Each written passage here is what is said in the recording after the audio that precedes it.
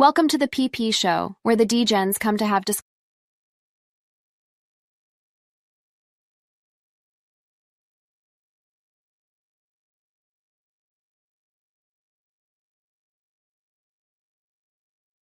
Welcome to the PP Show, where the D-Gens come to have discussions. Here at the PP Show, everyone has a voice, no matter how long you've traded in the markets. We love all opinions at the PP Show, and we hope you do too. Always remember this show is mainly comprised of opinion, speculation, and entertainment. So sit back, relax, and enjoy the show, you dildo enthusiasts. God bless Teddy and G-Merica. One last thing, always remember, talk is cheap. It takes money to buy whiskey.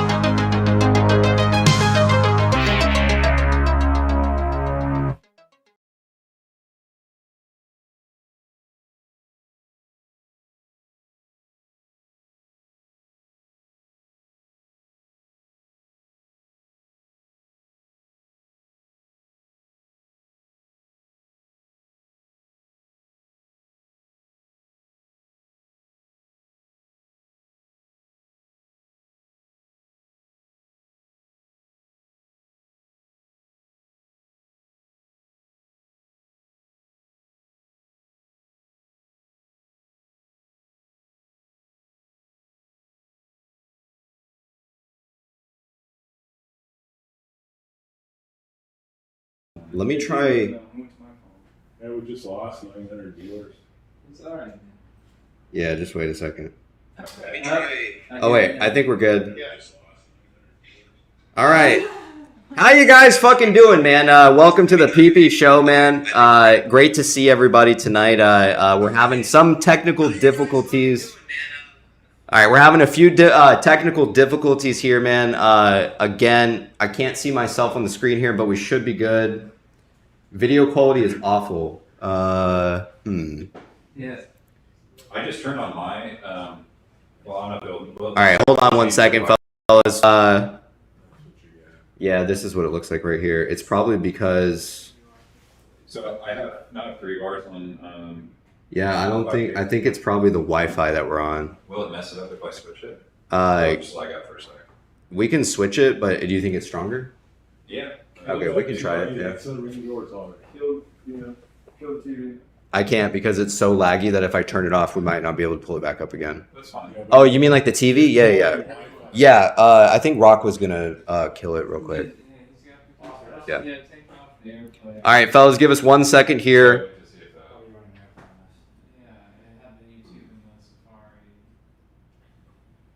Okay, we're on here now. Okay, I think that just helped it quite a bit.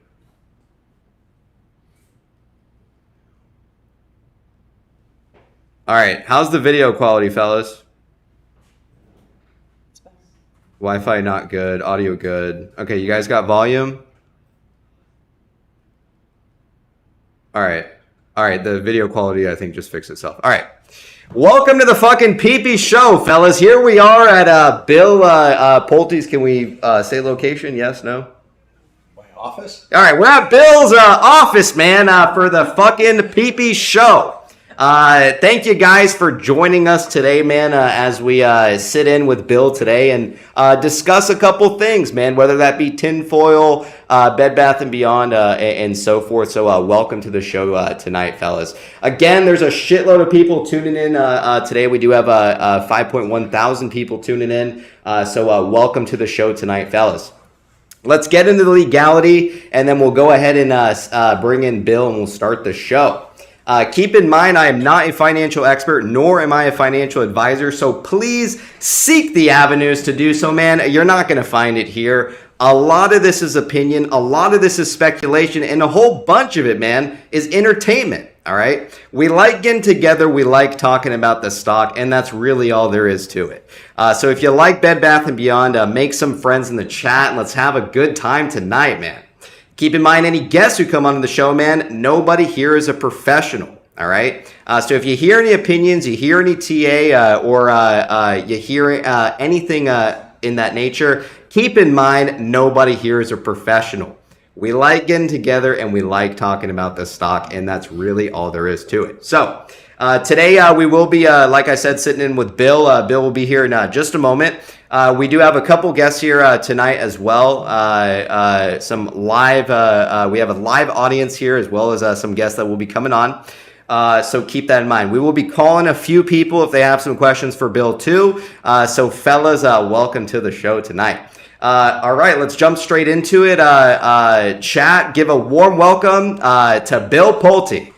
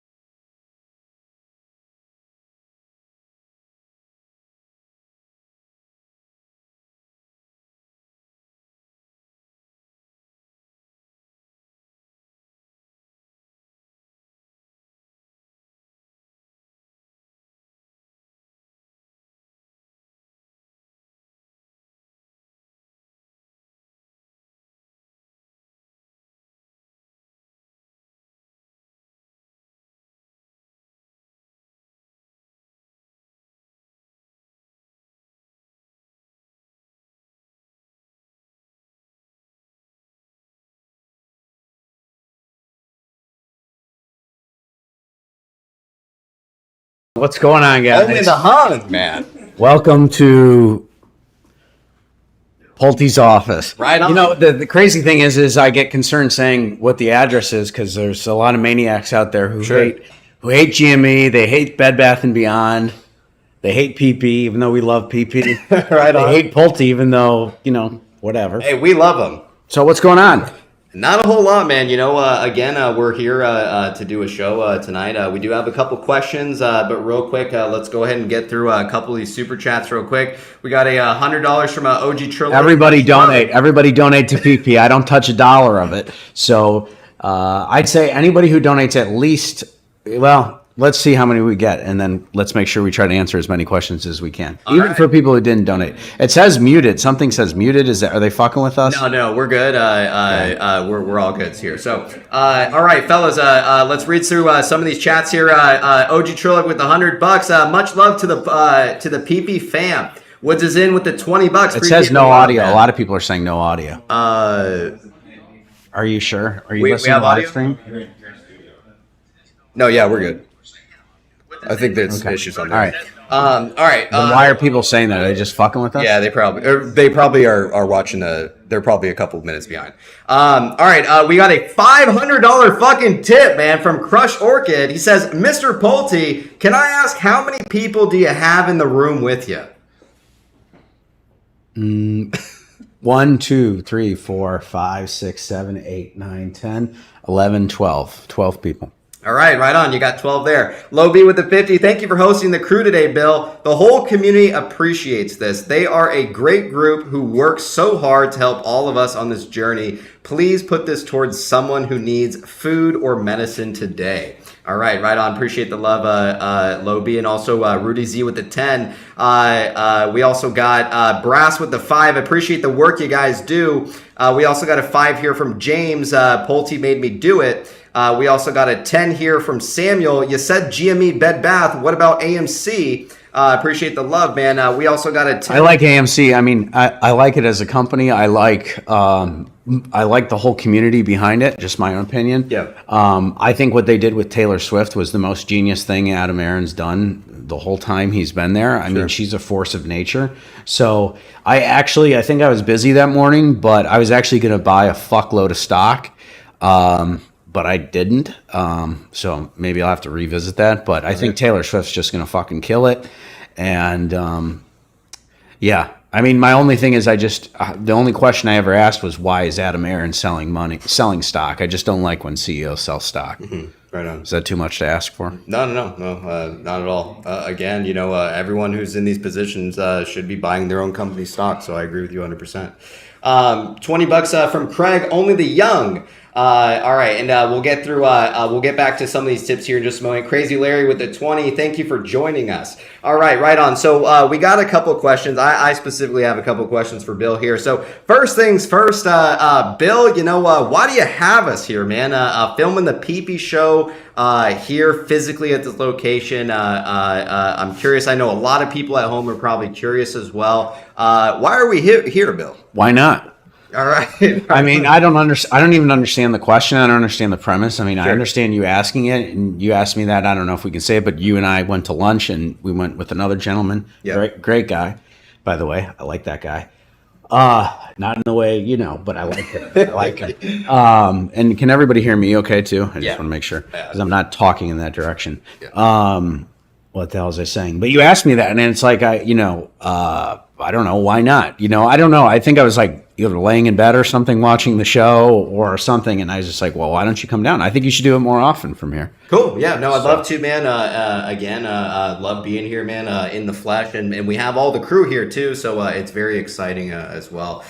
So I have a question for you, Bill. For instance, we talk about Bed Bath & Beyond, right? Yes. That's our main stock. Right now, we're looking at is, I did some DD today, too, this morning. I did, yeah. What'd you hear? Or what'd you read? Well, I just read the definitive 14A statement. Mm-hmm. That in the past, they've had some knuckleheads running this company. Yes, they did. I mean, they've had, I don't like to base things on how people look, but a couple of them, you just look at them and you say, I'm not going to invest my money with these people. Mm-hmm. Just the whole ethos that they gave off. And then kind of the way that they were making all this money and everything running this company. I mean, it's I think Cohen was exactly right, and I don't know what happened with the breakdown between him and the board. I mean, I have some sense of what happened. Anyway, I just think it's a disappointment how it kind of ended. And I know that's not really what you're focused on, but it just shocked me going back through the different statements and the different public releases and the different empty promises that these people made. It's in my opinion, some of these people are criminal, but that's just my opinion. So, and again, this is just speculation, obviously, when I asked you this, Bill, but in terms of Ryan Cohen, do you think that, when he originally wrote a letter to the Bed Bath Board, he said that... Which I read today again, by the way. Did you? Yeah, it was good. Yeah. What he says in that letter is that he would like to make Bye Bye Baby a destination for babies. The letter is the exact same, almost verbatim to what he wrote to GameStop years ago whenever he was taking his position into GameStop. What are your thoughts, man? Do you think that there's a possibility that he could still be perhaps behind Bye Bye Baby or Bed Bath & Beyond in general? And again, this is speculative. This is just a speculative question. And anything that you don't want to ask Bill, don't, obviously you don't have to. But what are your thoughts there, man? Knowing, the type of person Ryan Cohen is, do you think that he would have, do you think he would have done the due diligence ahead of time before taking a position into Bed Bath & Beyond, only to later sell and just kind of give up? Or do you think maybe there's something else? No, I think he's a fighter. It's just my own opinion. Nobody should listen to me. But I do think he's a fighter, and I do think at a minimum, this is going a little further than the last time we talked, but I do think he's going to fight for it at some level. How much he's going to fight, I don't know. I don't know. Maybe he will make a surprise announcement. Maybe he won't. Again, it's just speculation, and I want to be super clear. I'm not saying that I know anything, because I don't. I'm not saying to do anything, because I'm not saying that. But just the type of guy he is, I don't think he's one to give up from a fight, and I definitely don't think he is. I also think, too, that he's probably being more, and this is just speculation, but he's probably being more careful with everything going on with the lawsuit that he has about what he does. But at the same time, I don't think he's going to let that deter him. In fact, that may even get him more animated. But that's just one man's opinion. And again, I don't know anything. But in fact, I would probably have, I got to be careful with what I say, because, as we talked about, I'm kind of in a unique position where, they're after all of us, in my opinion, and they're certainly after me, and they're certainly after Cohen, and so I have to be careful with what I say. But if I didn't have certain pressures and stuff, I probably would have bought, just if nothing else, to send a message about how poorly run this company was, about how, I've looked at the NOLs. Those are real, in my opinion, and again, nobody should take that advice, but those are real. There's real value there. And so it'll be interesting to see what happens. But either way, I'd encourage everybody, it's not financial advice, but I wouldn't be spending the whole farm on this name. I wouldn't be spending the whole farm on any name. I mean, you have to sleep at night, and you have to do what's right by your family. So I encourage financial discipline, but at the end of the day, that's why I like GME. Is because I believe in Ryan Cohen, as we talked about earlier today. Yes. I think he's world class. I think there's only a few guys like him. I think if the Fortune 500 was made up of all Ryan Cohens, I don't even know if we know what to do with ourselves, because there'd be so much money going around. Right. It wouldn't be funny. Yeah, so let's go back to the NOLs for a second. So when you say that the NOLs are valuable, just based off, your own opinion. Yeah, Pulte Homes had NOLs back in the day, and they were pretty valuable when they took down impairments and stuff, and I was on the board there. That was definitely a consideration, was the value of the NOLs. And so again, I don't know how much it is with Bed Bath & Beyond, but I think it's somewhere, what is it, fellas? It's like a couple billion, right? I think it's like $1.5 billion or something like that. And again, I don't know what I'm talking about compared to you guys. I just did a little bit of due diligence on it. Nice. I did. That's why I got the $1.5 billion number. So I don't know if that's right or not, but there is value, in my opinion. Not financial advice. It's crazy we have to keep saying this stuff, but these maniacs out there, I mean, these people are crazy. Yeah. Some of these people, they want us, it's amazing. I mean, even just appearing with you, the shit that I get from these people is insane. Yeah. So let's talk about that for a moment. So, one of the things that we've noticed... Audit the Fed, somebody says. I like that. Yeah. Audit a lot of other things, too. And one of the things I was going to ask you is, when kind of analyzing Superstonk, right? In Superstonk, I noticed that whenever you tend to post there, some of your stuff is getting censored.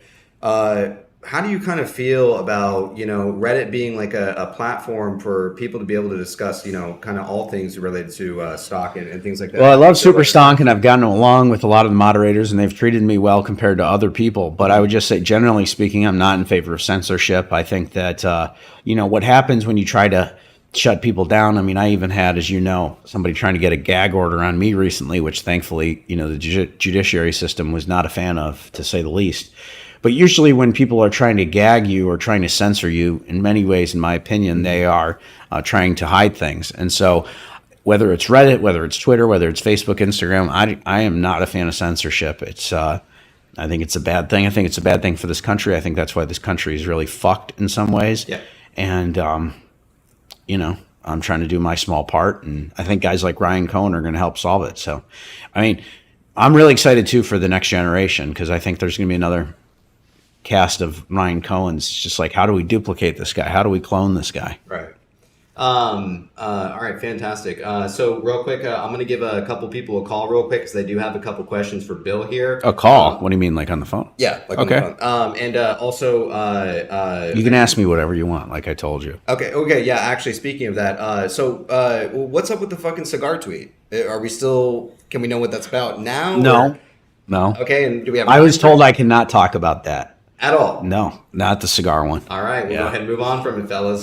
Hopefully one day we'll hear what the fuck's that cigar. One day you will. Okay. That's for sure. All right. You don't even know who I was with when I was having that cigar. No, I don't. So that's part of the problem. All right, right on.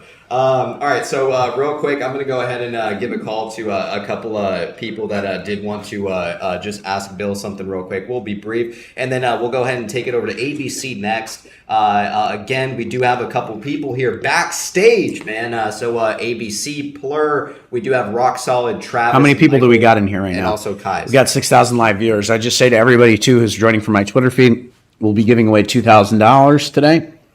You know me. I'm good for it. That's the difference between me and a lot of the scammers on Twitter.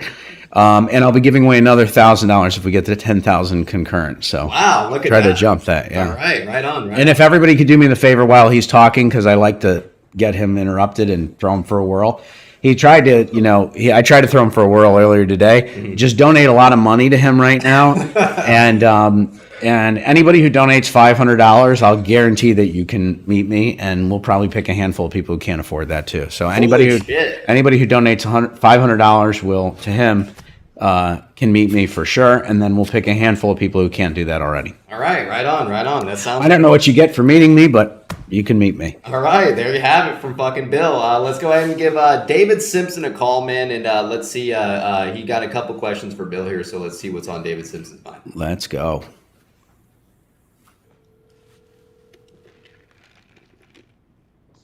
Yo, what's going on? David, how you doing, man? You're on PPShow, and I have Bill here, man. If you got any questions, man, let's hear it. Well, first of all, it is so nice to get to talk to you and meet you. I want to just thank you for what you do on Twitter, giving people money the way you do. I have so much respect for you for that. Just first and foremost, thank you. In general, some people think giving $100 or $200 is nothing, but I'd like to see somebody with stage 4. I'd like to see that same person with stage 4 cancer get kicked out of a job because they're going to chemo and not be able to afford groceries, and then have that same view. I bet their view would change pretty damn quickly. But anyway, thank you for saying that. Go ahead. Of course, and I think and those people need that money, and you're doing a great job helping them. So that's tremendous, first and foremost. The question I wanted to ask you really quickly, I'll be brief here. I don't have too much time here. I'm actually at work myself. But you were doing a Twitter Spaces not too long ago, must have been last week or within the last 2 weeks or so, and hinting at something like a GameStop acquisition. What would be a good target for GameStop as a merger target for the company? And you were really, I think, diving into some good conversation about what businesses might be complementary to GameStop, how GameStop can provide value for them as that company can provide value for GameStop. And my question for you, I read a post that Ross Brown, he's SVP Oracle, he's been in our community for a bit now, he posted this on Supersonic over a year ago, and it's recently kind of gone around, and it's he brings up a target, and I want to run through that target with you and see what maybe you think about it. But what he wrote about, and seems more and more likely by the day, is that Equinity might be a pretty solid target for GameStop as a company who owns AST Financial, the transfer agent for Bed Bath & Beyond. And when GameStop creates this NFT marketplace and this blockchain project that they're working through, what they really need are kind of companies to be able to come onto that exchange. And he goes on and talks about how Equinity has done a number of these things that would be critical for a functioning marketplace of kind of a tokenized stock platform. Some of their private company issue management 2018, a proxy automation for shareholder votes 2019, and Estrella, which is their stock platform for private companies. So wondering what you might think about that as Equinity as a partner for GameStop, where they could create some sort of decentralized stock exchange that a lot of us have been theorizing, at least what Teddy might be about, as maybe a target GameStop might be interested. Thank you for your time. Thank you. So I think the punchline of the question was, should they acquire something and what should they acquire and will they have liquidity to do it? Is that right? Yeah, absolutely. Well, the good thing about buying something that's making money is that you don't need to have a whole lot of liquidity. So that would be point number one. I have been very vocal, and I think, what do I know compared to Ryan Cohen? But I think the fact that I said that they should do an acquisition, and then the next thing you know, I don't know if you saw the 10Q, but Cohen says in there, or whoever's designing it said acquisition a bunch of times that I don't think that they had said otherwise. If they buy something that's profitable and cash flowing, which is what I strongly suggest, Ryan, if you're watching, please do that, because it will make all of us, in my opinion, not financial advice even for Ryan Cohen. He doesn't need my advice, but Right on. It'll make us all a lot of money, in my opinion, is if he can buy something that's profitable, there's no limit to what the stock can do, in my opinion. And that's just my own opinion. I say that because, if we can get the float up, we can get the market cap up, we can get the earnings up. The fact that he's taken this from, losing a bunch of money to now breaking even to making money. If he can buy something that's making money, and that's very important in my opinion. It's very important to make money, especially the economy that we're going into, in my opinion. I'm going to stop saying in my opinion. Everything from here to forward is my opinion, okay? And all speculation. Yeah, so in case any, these maniac lawyers or whatever. But whatever. What was I saying? If they can buy something that's cash flow positive, I bet you that this market cap it will just go higher. And I think at some point, if he can do that, and it's not contingent on an acquisition, but I think it definitely gets the probability up. I think you're going to see index funds start to have to buy this stuff. And that's what would be really exciting, would be if the index funds have to start buying this thing. I mean, can you imagine how many people are going to be rolling over in their grave if they have to start buying GME as part of the indexes? Right. And that's only going to happen, in my opinion, if Ryan keeps doing what he's doing and if he looks at a good acquisition. But yeah, I mean, there's so many acquisition targets that are out there. And the good thing is interest rates, in my opinion, especially in the private market, have really suppressed valuations. And so you have the situation where basically with valuations coming down, there's a really good opportunity to buy something that is making a lot of money and can be accretive to shareholder value. All right, right on. And again, I know some people are saying that, for instance, the video quality of the stream's a little bit low. Once it's done for today, we'll actually strip the actual full video and we'll re-upload it, and it will look quite a bit better. Okay, so just keep that in mind. All right, it looks like we lost David Simpson there. So I'm going to go ahead and take our next guest in, which is going to be ABC here. So Chad, please give a warm welcome to ABC. Guys, can we give him a round of applause, please? Welcome to ABC.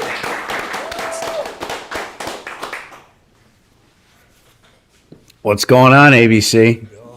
What's up? Thanks for coming. I didn't know where you came from. I heard where you came from. You came a long way. Yeah, it was a little bit of a trip, but well worth it. That was very nice of you. Yeah, no, thank you for hosting. And can I say Mrs. ABC's here? Absolutely. Yeah, she's wonderful. Yeah, I asked her if I could help her with anything or get her anything, and she was very low maintenance. So that's very nice. She said, "No problem. I'm just happy to be here." So yeah, she's been hanging out with you all day today. All these guys today. I mean, yeah, that's a wife you can stay with. It is, and we just got married recently. Really? Too. Yeah. So When- very happy man. When'd you get married?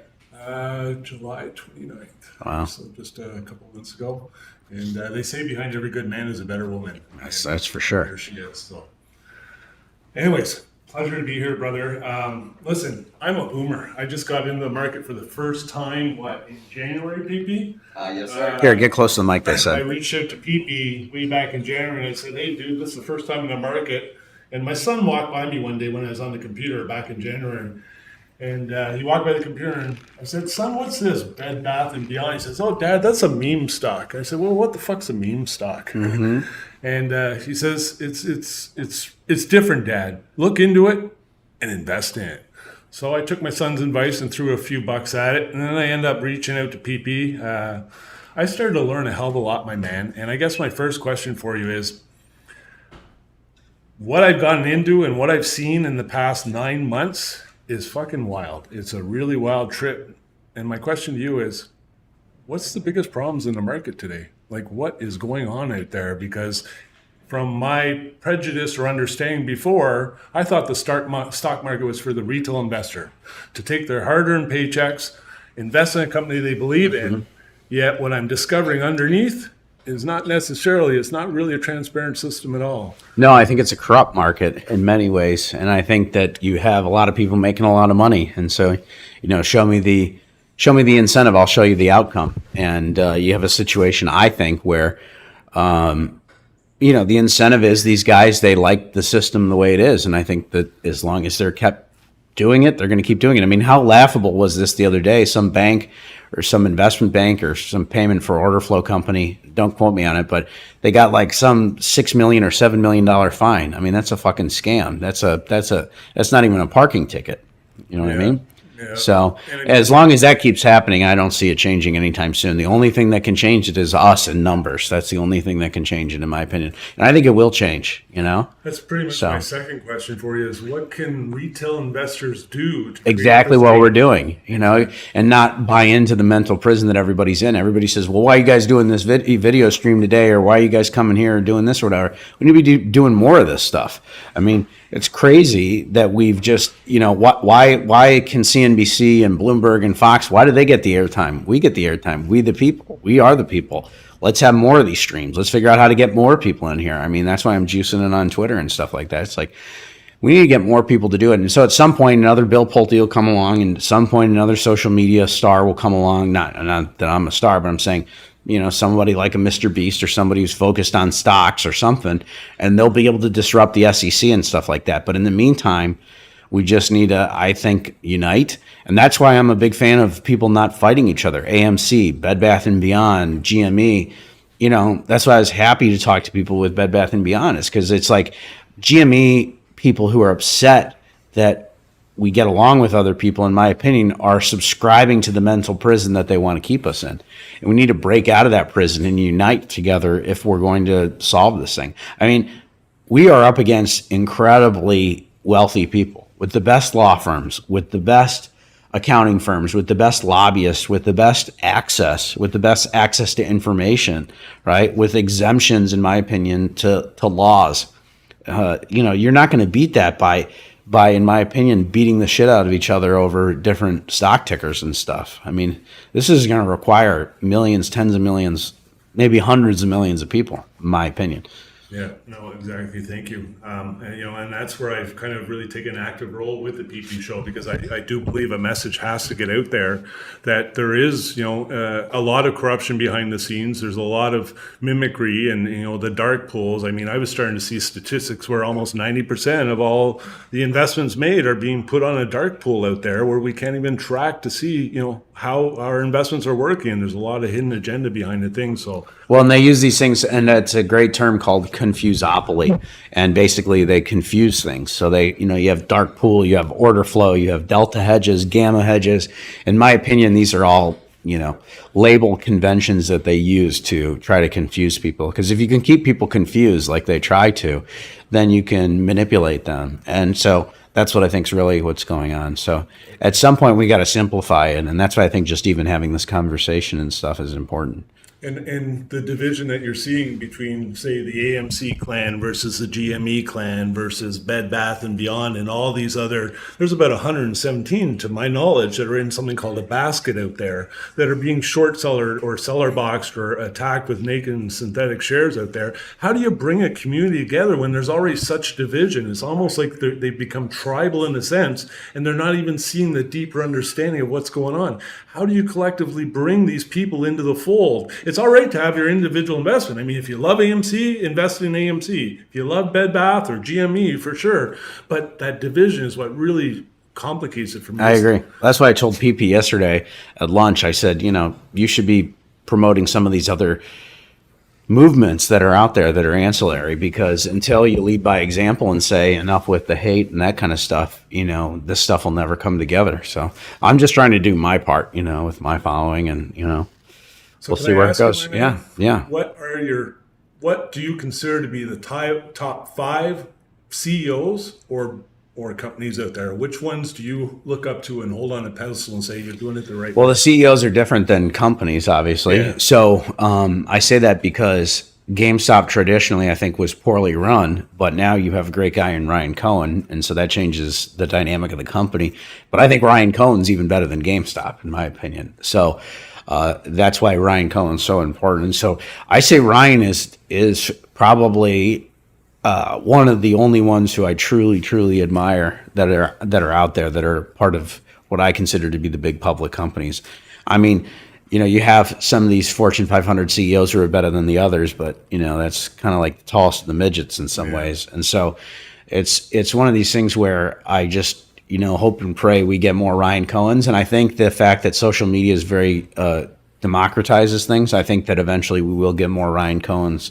So I wish I could give you a list of 3 or 4 other people, but I'd rather give you one quality person, and that's Cohen. So that's my top guy. I fell in love with him. I was actually born about 5-10 minutes away from Ryan's house, and then when I found the stock, I kind of fell in love with just his mission, his vision, what he did with Chewy, what he's done with GameStop. And I don't know why people take him down too for what he did with Chewy. I mean, some people try to knock him down. I mean, I don't care who you are. If you found a company like that, you are not a stupid person. I mean, you are a smart man. And the fact that he got out, and maybe he could have gotten out for more money or whatever, who cares? He put money in his pocket, and it's gone on to live without him. I mean, there's very few people that could have done what he's done. And then I see these news anchors who are, beating him up. Well, what have they ever done, in my opinion? What have they ever created in their life, Yeah, I mean, Ryan, for me, I've been in retail for about 35 years, and I think the biggest thing, and it's almost like what Steve Jobs said, don't focus on the product, on the profit, focus on the product. And once you focus on the product, the profit will come. And I see that a lot in RC, very customer centric. Yes, he's do all the right things first, and then the money comes. That's right. It's a byproduct of what you're doing, right? So that kind of leads me to the last question. I've been in retail for about 35 years. I've done some incredible things. I actually just recently got acquired by a public company, and it was for a worldwide invention. And I've done a couple other things in Canada. I've actually got 5 first to markets. If I got you my resume, my man, is there any way you could get over to Ryan? I would love to work for a guy like this. To me, he is just a legend in my eyes. He's young. I believe he's kind of the future of what every company should be like. Well, I don't know if I could get it to Ryan, but I could certainly try. So, yeah, of course. I appreciate it. Yeah. Thanks, my man. All right, Thanks. You're going to be around, right? Next guest, which is Plur. So, chat, give warm welcome. Okay, yeah, it's going to be Plur. So, chat, let's give a warm welcome to Plur. What are you doing with Steve? I got a point. So, Kaz wants him to come on and I guess ask you something. Okay. Bill, I got a quick point. Yeah, come on in. What's I the guess your just quick like point? ask Why don't you get in the frame, too? I think the 3 of us should be here. I think you should help moderate some of this, PP, because you're the star of the show. We're just, but it's we're just, also the we're, community show, man. All right, it's all about the fucking community. All right, and people love PP. Everybody loves PP, man. It's just it's also about the community. So I'll sit in and also moderate right here as well. Yeah.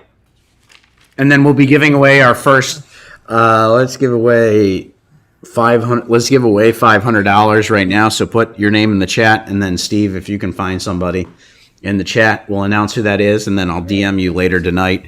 if you are the winner of the $500. Sorry if that's loud. Just making sure you guys are all paying attention still. But we'll be giving away the $500 right now. We'll find somebody in the chat, and then with that, we will DM them, and then later tonight we'll pay it. You know I'm good for it. If I say it, we'll do it. Okay. All right. And then we'll be giving away $1,500 more. What's up? Hey, what's going on, Bill? What's going on, PP? Blur here. I'm so excited to be here. As everyone knows that watches the PP show, I wanted to be here more than anything in the world. And when I got the invite on Thursday, it tickled me. Got tears in my eyes, and I'm just so stoked to be here. Something that's super cool too, for the chat and the people watching at home that may or may not know this. Bill Pulte, his brother Steve Pulte, is here. And if anybody, Well, he has a different last name, but we can call him Steve Pulte. I like that. Yeah. Pulte. But Steve is here, and the thing that's so cool about him is if anyone's read the book God's Debris that was recommended by Bill Pulte in the last interview when he top 3 books to read, Grandpa Bill Pulte's blood is within Steve as well in some way, and if I'm wrong on that, let me know. He was his grandfather. Okay. He's technically my stepbrother, but we very much consider Right. it. But either way, what Steve has been posting on Twitter, he's been helping families, helping people afford groceries. It's true.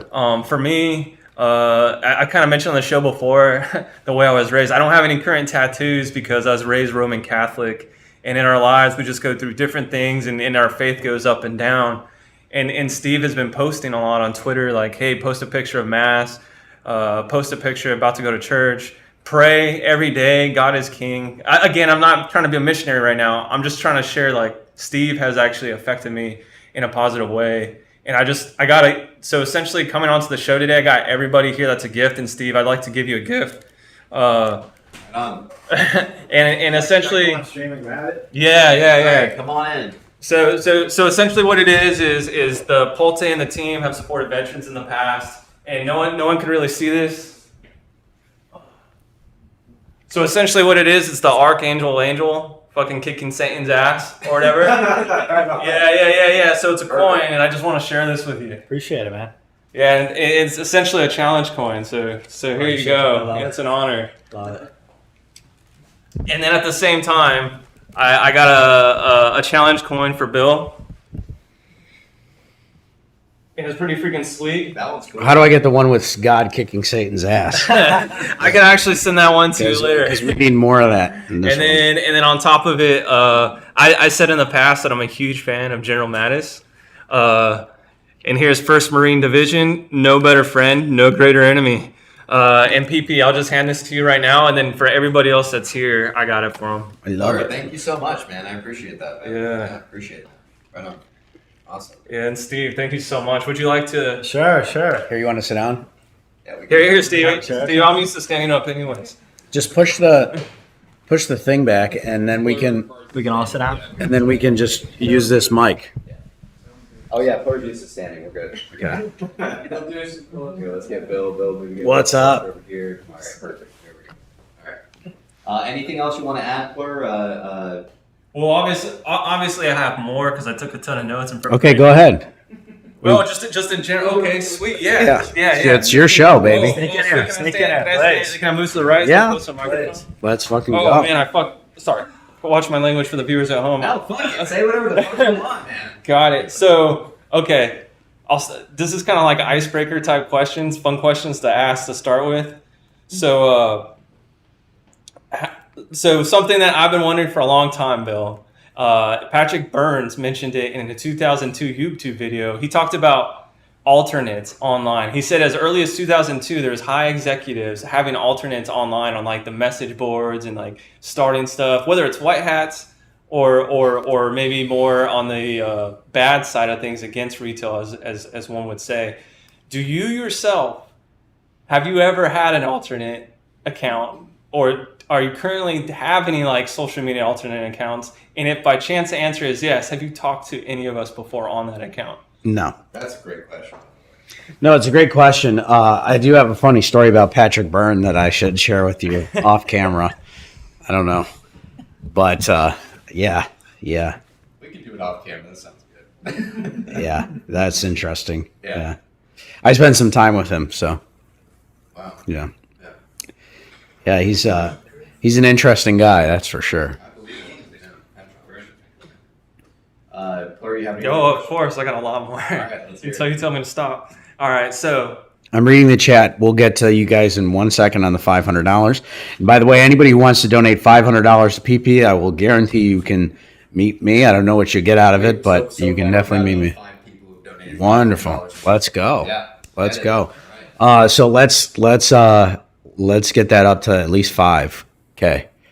Holy And that. shit. Well, let's go. So who's gonna step up for the 500? Let's go. Let's go. All right, you heard it from Bill, man. Look at Plur. I mean, what a stud, right? This guy. By the way, he is a good-looking guy, isn't he? is, You know, he is. When I saw him, I think he was like, "Wow, it's to see me," but I was like, "Wow, Plur's a good-looking guy." You know, usually you see him in a suit, coat, and tie, and you know, and you don't really know what's going on with the guy. But then you see him in person. I have news for you. He's even better looking in person. So, He sure is. no, you know, whatever. But you know, you'll take it, right? It's better than the alternative. absolutely, Bill. All right, go ahead. So another fun question. So you have called me Plurte in the past. Yes, which I'm very Plurte. Thankful for. Flirty, not flirte. That's too feminine.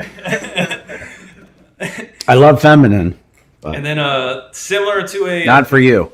yes, Bill.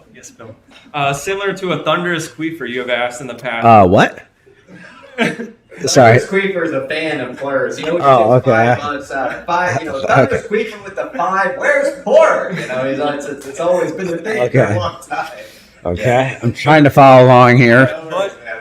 But similar to him, this one time on the show, one of your donations was Speak up, they said, by the way. Oh yeah, one of your donations on the show was essentially "Where's Plurte?" Right, and then in my delusional filled mind, oh yeah, the thing I wanted to bring up is I noticed you've been following people within this community, right? Oof, yeah. Yeah, and it's been almost like Russian roulette, or it's been like, hey, subscribers, or it's been like, hey, this guy's just, he's a cool dude, randomly here or there.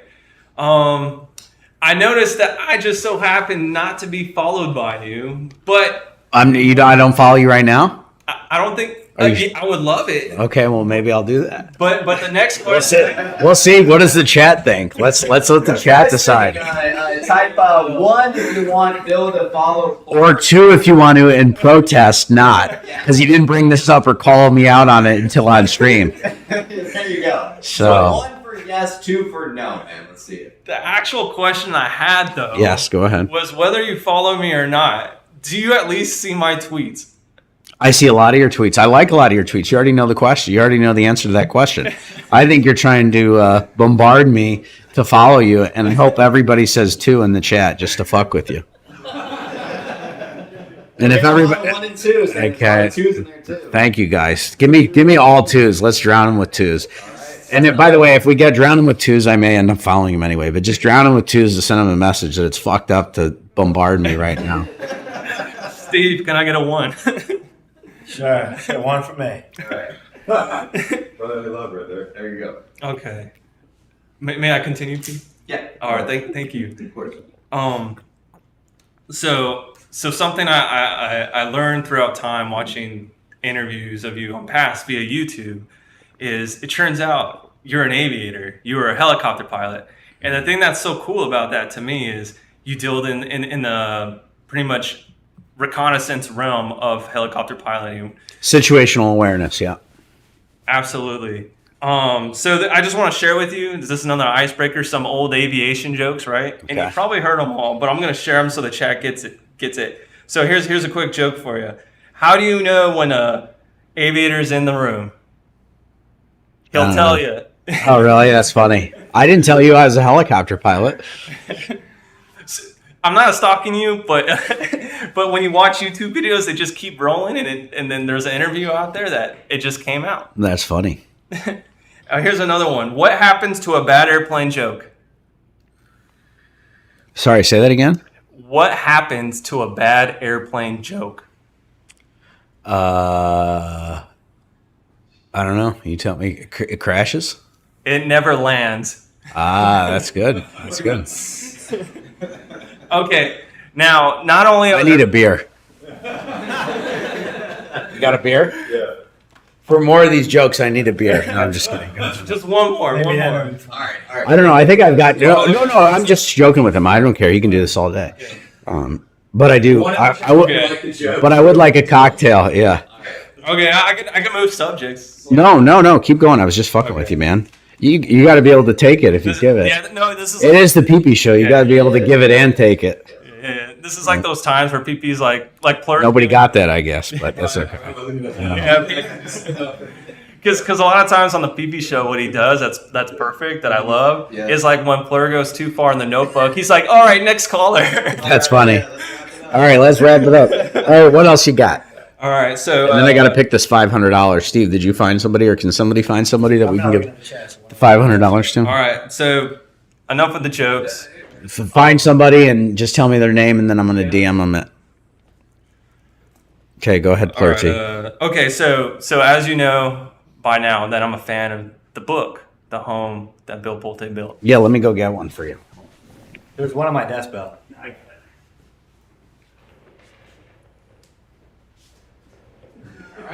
What are we playing? Commercial break. Just a quick commercial break here. You got donations to read? This is who begged. So you're picking a random person in the chat who's going to win, or is it Rock? Or are you picking, or Steve? I'm just looking at names, yeah. I'm trying to do it. One random person's about to win $500 in the chat, man. Just like a game of roulette, man. So right on, good luck. There you go. Oh, thank you so much. Right on. Cool. So it's free, so you get what you paid for, but what? Here, I'll write a note to you just because I want to use your words. I want to call it Plurty. Okay, go ahead. Okay, so a quote that's in there says, "Everything is changing all the time." Look at how many people have changed history because it wasn't broke, but they fixed it. You being a founder, and with pride in being a founder, and those founders who don't create will die. Would you like to share a time that you actually fixed something that wasn't broke for the better? Yeah, Pulte Group. It was in a bad place in 2016. It wasn't going bankrupt, but it was not in a great spot, and we fixed it for the better, and we're going to keep on trying to fix it. So that's a perfect example. I think that don't quote me on the market cap, but I think the market cap was like $6 billion when I got involved, and I think by the time we were done, it was close to 10. So, we added billions of dollars worth of value to the company, and that's a great thought, which is something can always be fixed and improved. It doesn't need to be broken in order to be fixed and be improved. Thank you. All right, so you got any other questions? Yeah. Until you cut me off, Let's do two more. Okay, dang, then I gotta switch the. Did we find somebody to give the 500 to yet? Who's getting the 500, Rock? First name I saw that stood out was Tim Fox. Okay, All Tim. right, Tim Fox. Go ahead. No, I like it. All right, Tim Fox, man, you're winning $500, man. Congratulations, man. You're here at the right place, right time. So, Bill, how are you going to get into contact with Tim Fox? I'm going to DM him. Can you get his Twitter thing? What? I think I have to follow them to DM. No, I'll DM him. Okay. But just get his Twitter handle. Get his Twitter handle, and then I'll DM him. All right. Congratulations, Tim Fox. Did anybody else donate $500? Oh yeah, we have quite a bit here. So How many do we have now? All right. If you want, I can read out the people who donated the 500. Yeah, let's do that real All quick. right, so we have MB Chrono with the 500. I would love to shake your hand one day. Let's go. We also got a 500 from Anand P with the 500 as well. So there we go. Pretty Talks Investing with the 500 AD. Godspeed, gentlemen.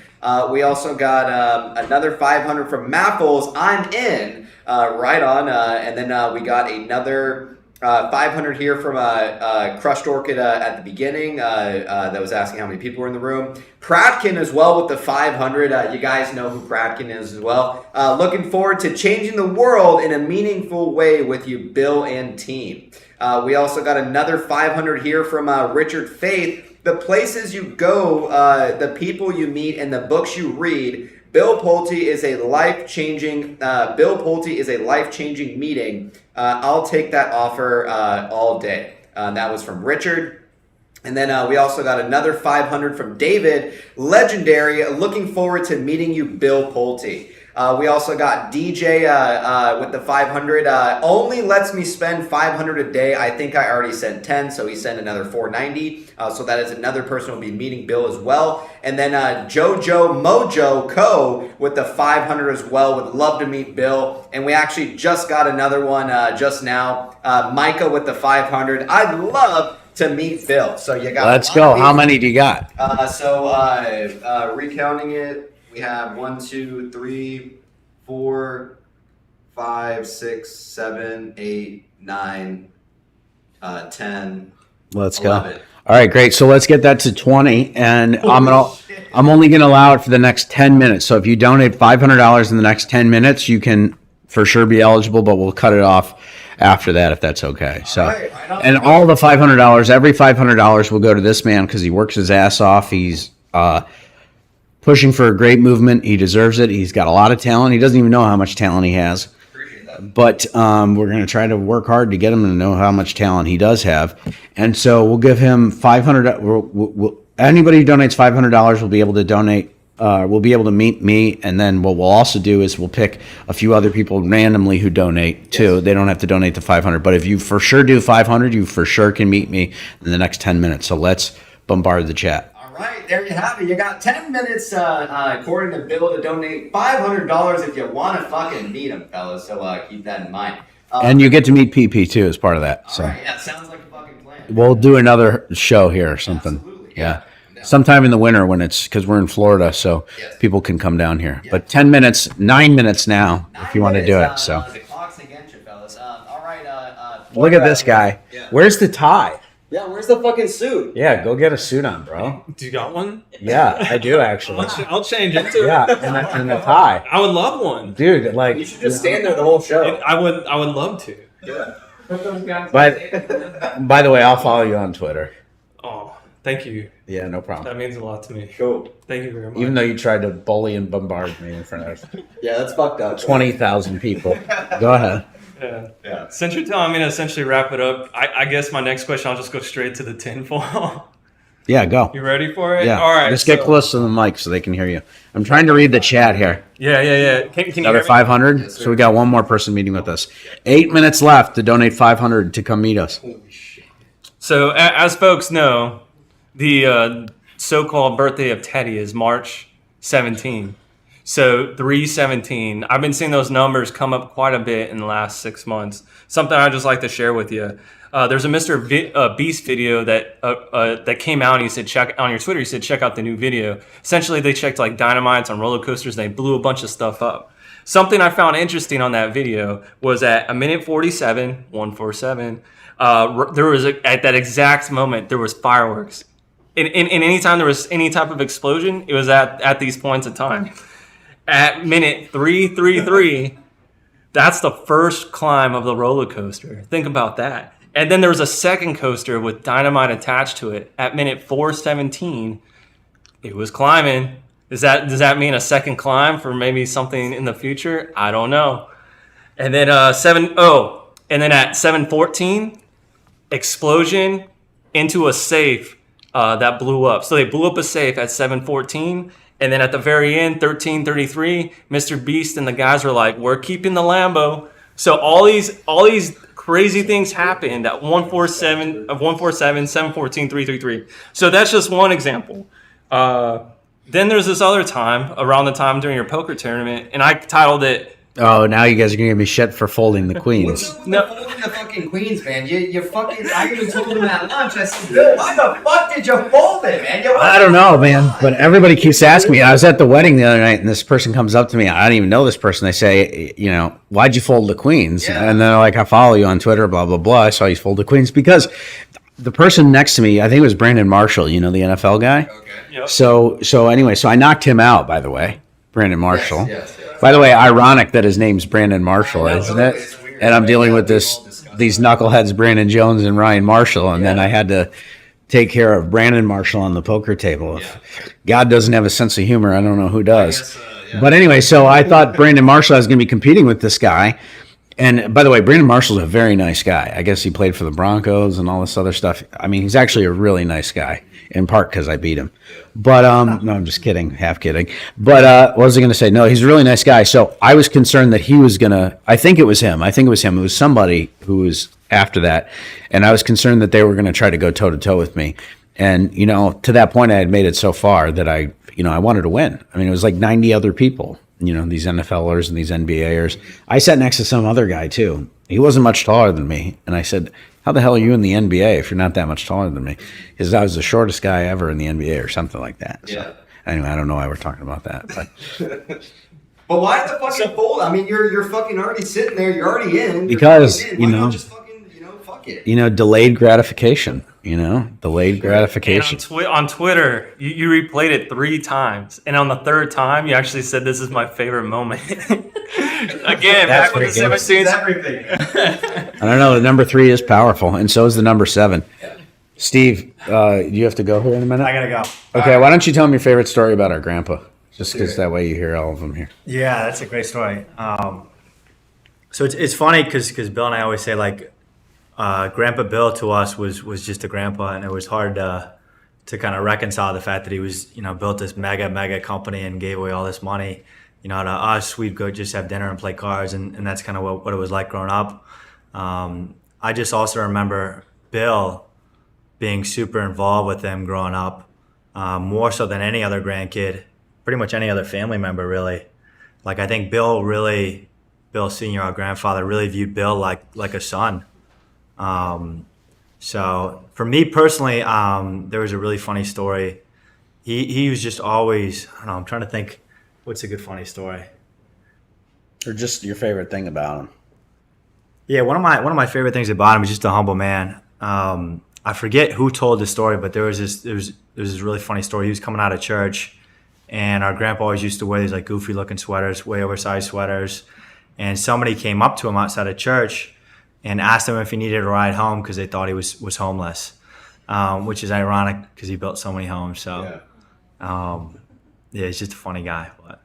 It's Steve, if you don't mind, sure. I actually think Bill Pulte, the grandpa, was the original OG of what they call it, the skeezy sweatshirt. He is notorious for wearing the same sweatshirt. And you know who did it before him? Bill Pulte. Bill Pulte, there you go. Yeah, right. You'll have to follow in that tradition, but. All right on. All right, guys. Good luck. Yeah, thank you. Perfect. All right, so Bill, we did get some more $500 tips here. How many? So we should call them out. Give me 1 second here. Let me see. All right. All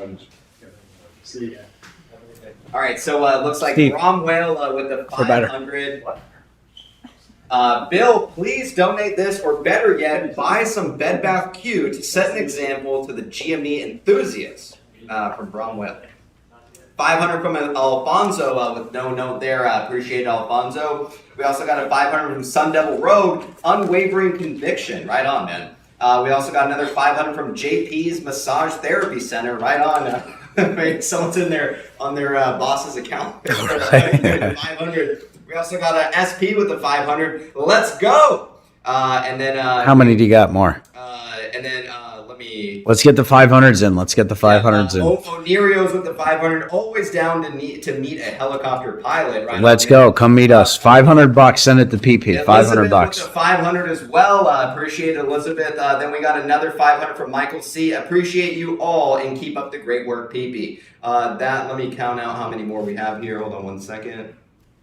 All right, so okay, we'll take 5 more 500s. 5 more 500s, and then we'll do it. Also with the 500. I'm in love with you guys. All right. Okay, 5 more. 5 more. So that's after you're done with this, then we'll take 5 more, and then we're done. So there's only 5 left. You don't need me to count. Because we're gonna have this office is gonna be swamped if we have more. So 5 more for 500. All the money goes to him, not to me. All right.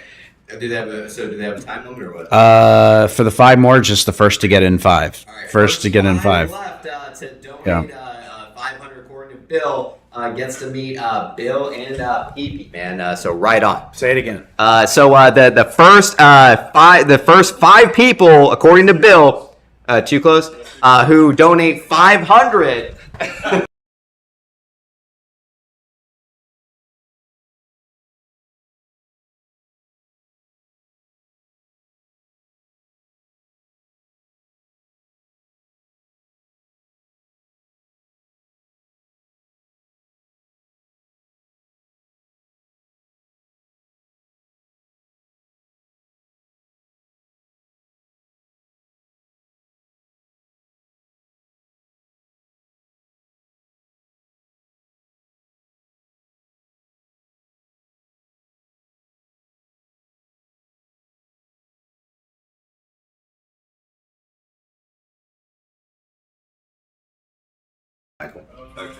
All right, my apologies, fellas. We're back. My apologies. I fucked up. Yeah, But how Bill do I- had too many cocktails this afternoon. I haven't had anything to drink. I was trying to do this. But we're all good. We're back on here as well. So, anyways, the next 5 people, man, who donate $500 according to Bill, will get to meet Bill and all. But you got to follow up with them. Yes. Yeah, so you'll set it up, but the next 5 people. So get it in now, and then once it's 5, then we just cut it off. All right, we just got one more from the first raise. He says, "Let's create tomorrow today," and hands up for all the PP team. Okay, so 4 more. Go ahead. Yesterday is no tomorrow. This is a fight of good versus evil, and our conviction towards positive change is unwavering. Cheers to all of our families. Stay strong. Appreciate the love, fellas. Appreciate the love. Emotional damage as well. They won't let me send any more. Reach $500 limit. Okay. You get $100. Then let's not read any more for right now. Let's wait for the rest of them to come in. So there's only 3 left. Three left, yes. 3 left at 500. So get that in. So let's. Should we bring in our next guest? I got one serious. All right. Yeah. One's kind of And then serious question. can I use the bathroom in a minute? Yes. Is that all right? I'll be quick. Yeah. So the serious question I have is essentially in terms of like, appreciate you saying like there's no division in this play, right? It's like, I mean, there is division, but it's just stupid. It's stupid for any. It's stupid for any of these. Right. Any of these movements to hate on each other because they don't understand the people who hate on each other, like this one guy. Which, I was gonna say something about him, but I shouldn't. But it's like they don't understand. They don't understand how much. They don't understand how the enemies that we're up against. I mean, you're up against some crazy powerful people. So it's like the longer that we keep fighting each other. And I say this as like a supporter or as a shareholder of GME. Just my own opinion is like the longer we fight each other, the longer it's going to take to eventually beat the enemy. right. And with that, typically with this play, or at least like an up and out type of thinking, I look at like people like you, Ryan Cohen, Carl Icahn, but part of Carl Icahn's blood is essentially Brett Icahn. And essentially Brett in this play, what I think of, or when I say play, I mean like the total up and out of everything that's going on right now. I look at essentially like RC is king, Brett is kind of like rook, and you're the knight. I feel like right now you're the messenger, making big steps, traveling long distances, but no official, in the play kind of thing as of this time. With Brett in terms of Newell, in 2022. He essentially got rid of his whole position, and Newell was kind of an icon legacy on top of Brett being just an expert at chess. And then we all also know that Project Phoenix, which is going to have 10 of the greatest companies, in the world. It's going to be scalable. And not only that, the thing I love about what Newell's doing in terms of Project Phoenix is it's all about a change in culture. And they're gonna have the employees as, from what I've read so far, as number 1 in talent management retainment. I was just curious to know what are your thoughts on Brett Icahn and why he might have sold his position in Newell, and if where do you think he may go from here? Don't know, but they've got a problem with this attack that they're under, and I'm pretty sure they'll figure it out though because they're smart guys, and Carl's no dummy. He's a smart guy. Do you think Brett's going to take over, for instance, in Icon's naturally, just like what he's doing with IEP and things like that? Yeah, I think it'll be next generation. Carl's he made a lot of his money with railroads and some of this industrial type stuff. So I think Brett's a little bit more forward thinking with technology and stuff. But I think they both have a real knack for making money. And I think I've shaken Brett's hand. I haven't. A lot of beer or anything before? Not Brett and I, but Carl and I have met a number of times, and I think he's bright, and he'll come back. How do you, real quick, I just want In fact, I bought some IEP not too long ago. Okay. So. How do you think Carl Icahn feels about his stock being obviously attacked and shorted? I mean, he's lost $17 billion off his net worth. Yeah, I bet he's livid. I bet he's beyond livid. You think so? Oh yeah. Why do you think they're targeting him?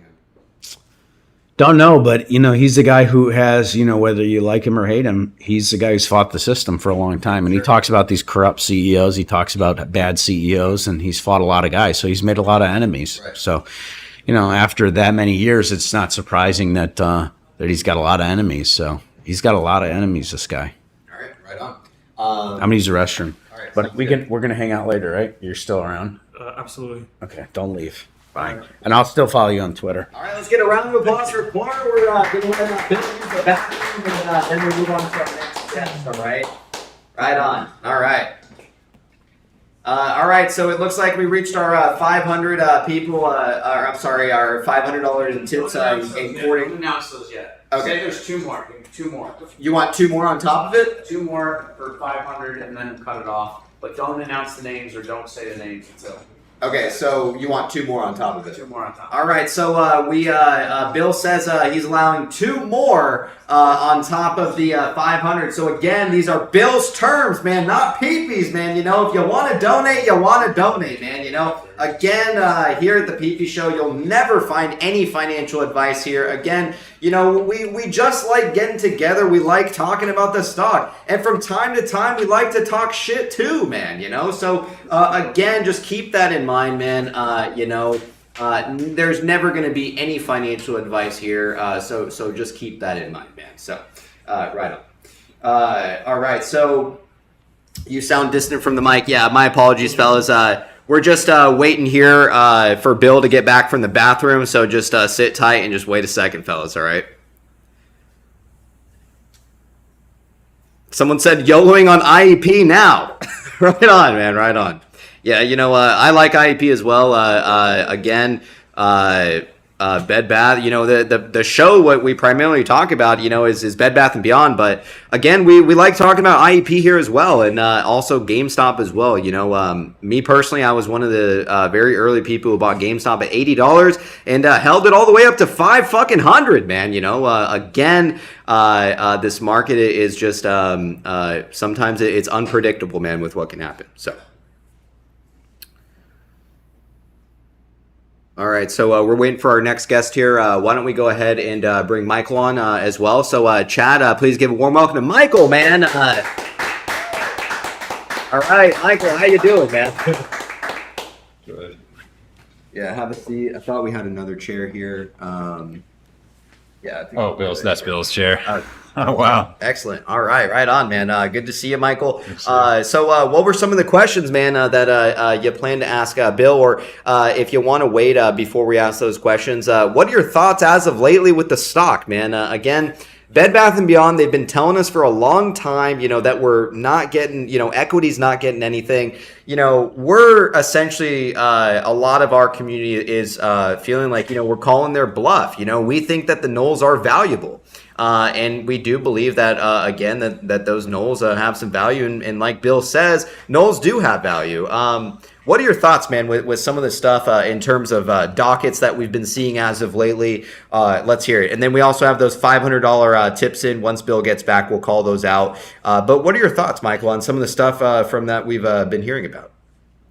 I think there's been a disconnect from basically how a company's run and its price, and that has to do with the SEC. Actually, for a long time, a lot of people are pushing the narrative that naked short selling, which is selling a stock you don't have, and you know, with the hope of never having to pay it back. Sure. If the company goes to zero, you don't ever have to pay it back, and so that narrative now was actually challenged. The SEC actually came out and did their job, and they opened up the door for they started with a fine, but hopefully that's just the open up the door to actually change this process where the people find, you know,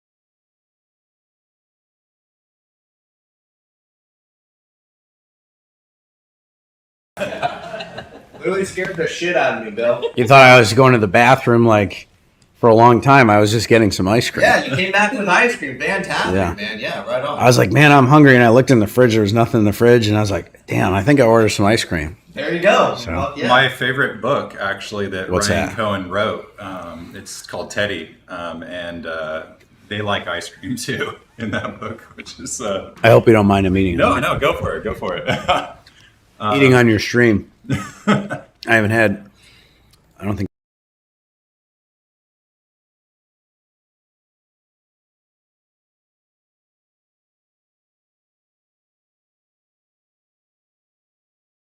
I'm getting back. Are we on? Yeah, we're good. Sorry, fellas.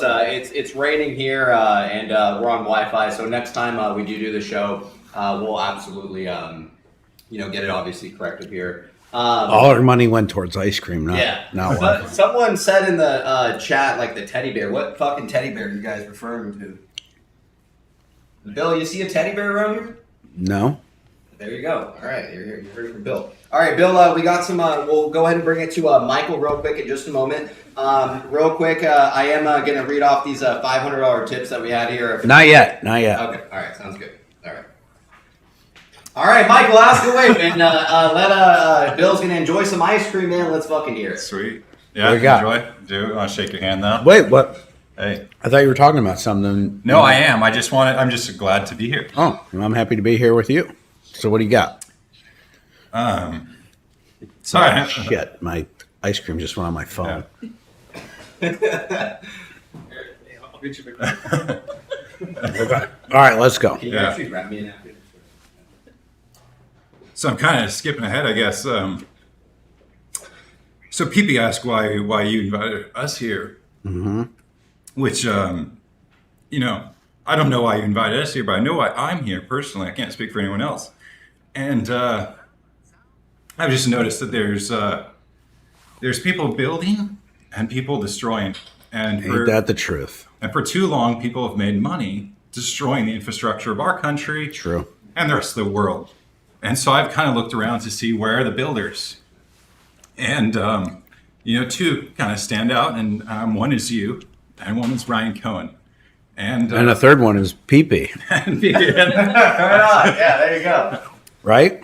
yeah, no, and I mean, it's cool that it all has come together. And so, you mentioned that you're Catholic, and, the story of Josiah kind of came to my mind. And, he was a just king, and he would lead his army into battle. Like, he would go first.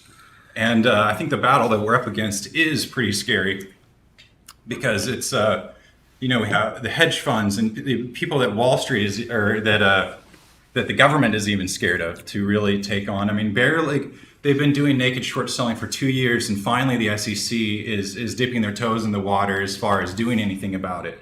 I know that, doing DD hasn't really mattered for a while, because, several different stocks, like, the good news comes out, and if this company is naked short sold, it just keeps going down. And so that's been really frustrating. But I think, you think about where Bed Bath & Beyond is today, and it's the product of a lot of things. And one is, there's the analogy that changing the economy, the way the market is, would be like changing the tires on a moving car. And that I think that the people in power right now, the people that are exploiting the system, are creating an emergency so that no one stops the car long enough to change the tires. And so I realize that we have, that we've been in the system, and we've gotten used to the fact that what we're doing is completely unsustainable. When I first got in this play, it was actually just I saw value. I mean, you have Bed Bath & Beyond, Home Goods. You have Bye Bye Baby, baby goods. I mean, those are both two markets that are very valuable. Yeah. And now, I did an analysis of like who their competitors were. I looked at Wayfair and then Amazon, right? And both of them, for the last 5 years, lose money in both of those categories. Amazon maybe makes some in the bed in the baby market, but as far as especially the home goods, they make most of their money on Amazon Web Services. And so we have the two main kind of companies taking that market share, and their model isn't even sustainable. It's not profitable. Yeah. And the only thing that I mean, the amount they're spending to buy customers that they're then losing money on. Exactly. And that's exactly my point is with the builders. That's why I said Ryan's got to buy something that makes money. Yeah. What the fuck's he gonna buy? A lot of things. A lot of things make money, my man. And I've noticed the difference. And one thing is that you kind of see who, customer acquisition, that all these companies have been built on this model of paying at least 20%, sometimes more, to acquire customers. Yeah, And it's not sustainable. It's not especially in this interest rate environment. Exactly. They're going to blow up. Yeah. That's part of the companies that I say, not those specifically that will go bankrupt in the next 6 to 9 months. And so I really appreciate that you and other people have talked about customer delight and the fact that it's like, why not pass that customer acquisition onto that savings onto the actual customers instead of just pocketing it and whatever. And because now that we're in a different monetary policy, we can't afford to, like, companies will just disappear unless they fix that. And I'm kind of going a little bit out of order, but I just think that public companies should be owned by the public. Yeah, like they are owned by the public. They're not controlled by the public. Exactly. And I think that, like, how can we bridge? I see you as someone that's trying to bridge the gap of the distance between the executives that are Look at the Pulte Group situation, right? Yeah, and you got a lot of shareholders that are upset, and what can you do, right? And I mean, we can do a lot, but it's it's one of those things where you're up against, in many ways, corrupt couple people. So, and if you can't make a difference, like if it's very difficult for you to make a difference in a company you care about, I mean, like your grandfather's legacy is in that company, and yet here they're making.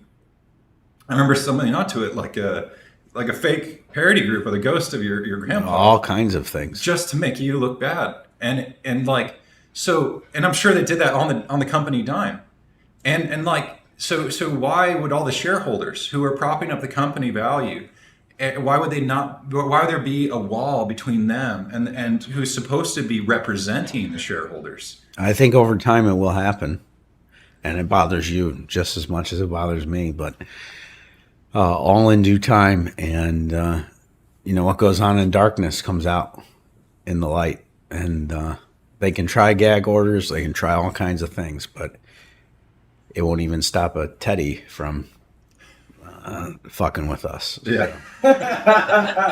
All right. Anything else you want to? Well, so I've been trying to, like, think of, like, how we, like, I know, like, if exactly one thing actually that I had to put the ice cream away. It's all good.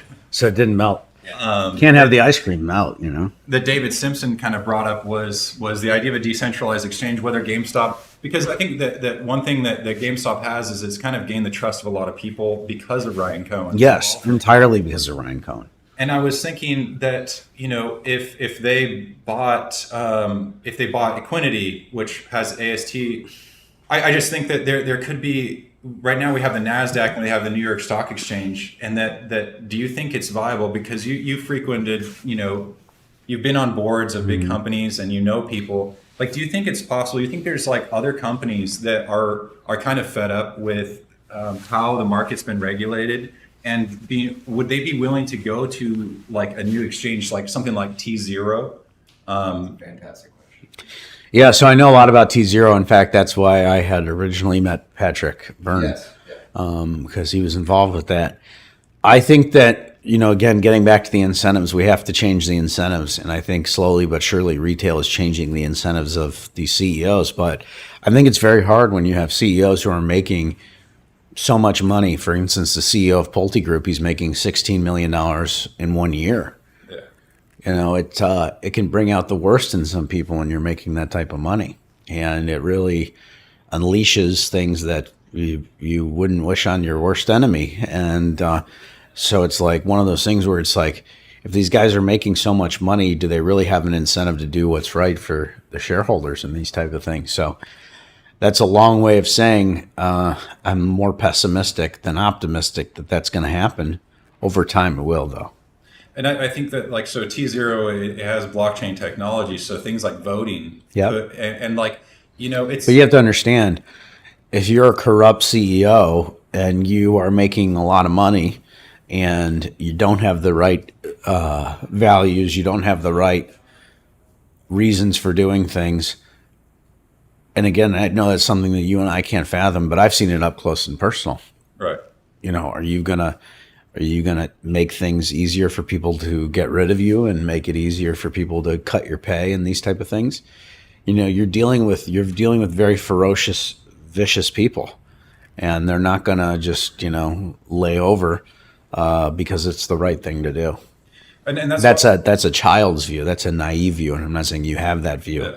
I think you have the opposite view. But our action needs to be commensurate with realizing that these are not children. These are in many cases, and I'm not talking about anyone in particular, these are vicious animals. But I just think that if the voting, like for example, that there's companies that get paid to say how many overvoted shares there are, that you can use short selling.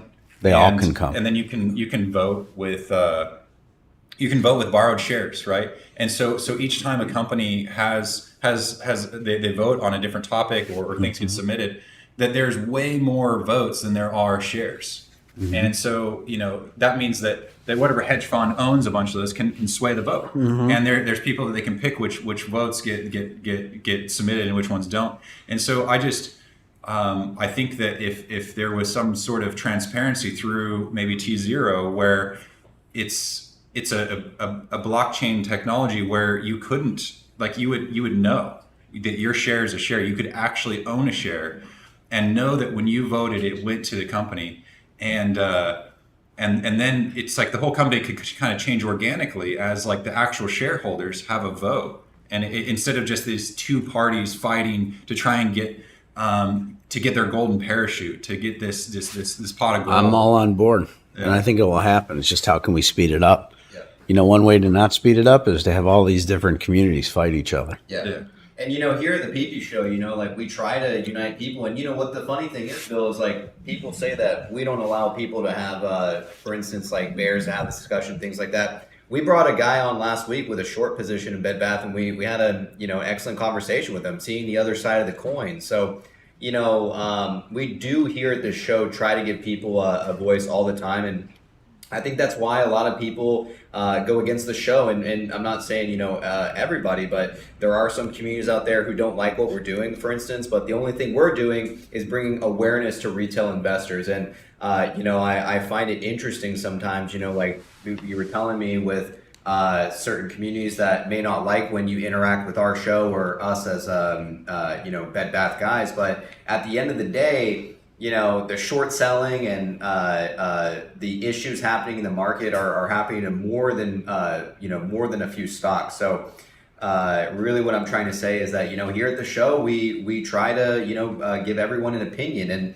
I do believe that it starts here, you know, fighting back the media and giving retail finally a voice via this show. So I do appreciate you giving me the opportunity to fly down with everybody else here and really do this, man, because this is something I want to do, you know, long term. And this is something that I feel, you know, like when we had lunch, you know, one thing I told you is that, you know, the money is great and that's fantastic, but I'm not here just to make a dime. I'm here for the vision, and the vision. But I want you to make money, and everybody should want you to make money, because that's what makes this sustainable. You know? No, of course. but the vision that I have is that retail has to have a voice, and this is how it happens, you know, because the media is pretty much, you know, they write their own narrative and they bullshit people around. But here at the show, we try to keep things as honest as we can, and we allow people to come on and have that voice. So again, you know, so let's go crazy. Let's talk some crazy shit. All right. Should we bring him in here?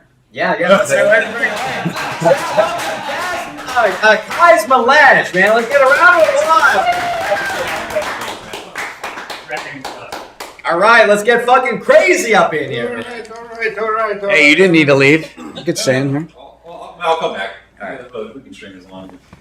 All right, here's Kai's, man. How you doing? What's up, man? Well, how are you, man? Are you ready? I don't know what the hell you're gonna do, but let's go. All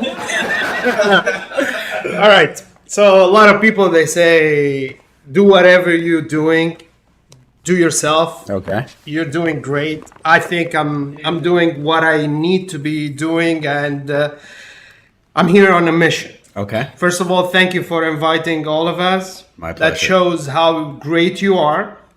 And I got two gifts today with me. Okay. They don't explode, do they? I don't think so. Okay, go. All right. So the first one is yours. I got you a nice card. Wow. You want to read Look it? at that. You got your card, Bill. And I thought it said congratulations on your pregnancy. pregnancy test. I love it. I'll keep this. Yeah. I love this. This is awesome. Thanks, man. All right. So Guys Malage. yes. So I got you. I love how you capitalize your letters too in your Twitter. I will trademark the name. You need to.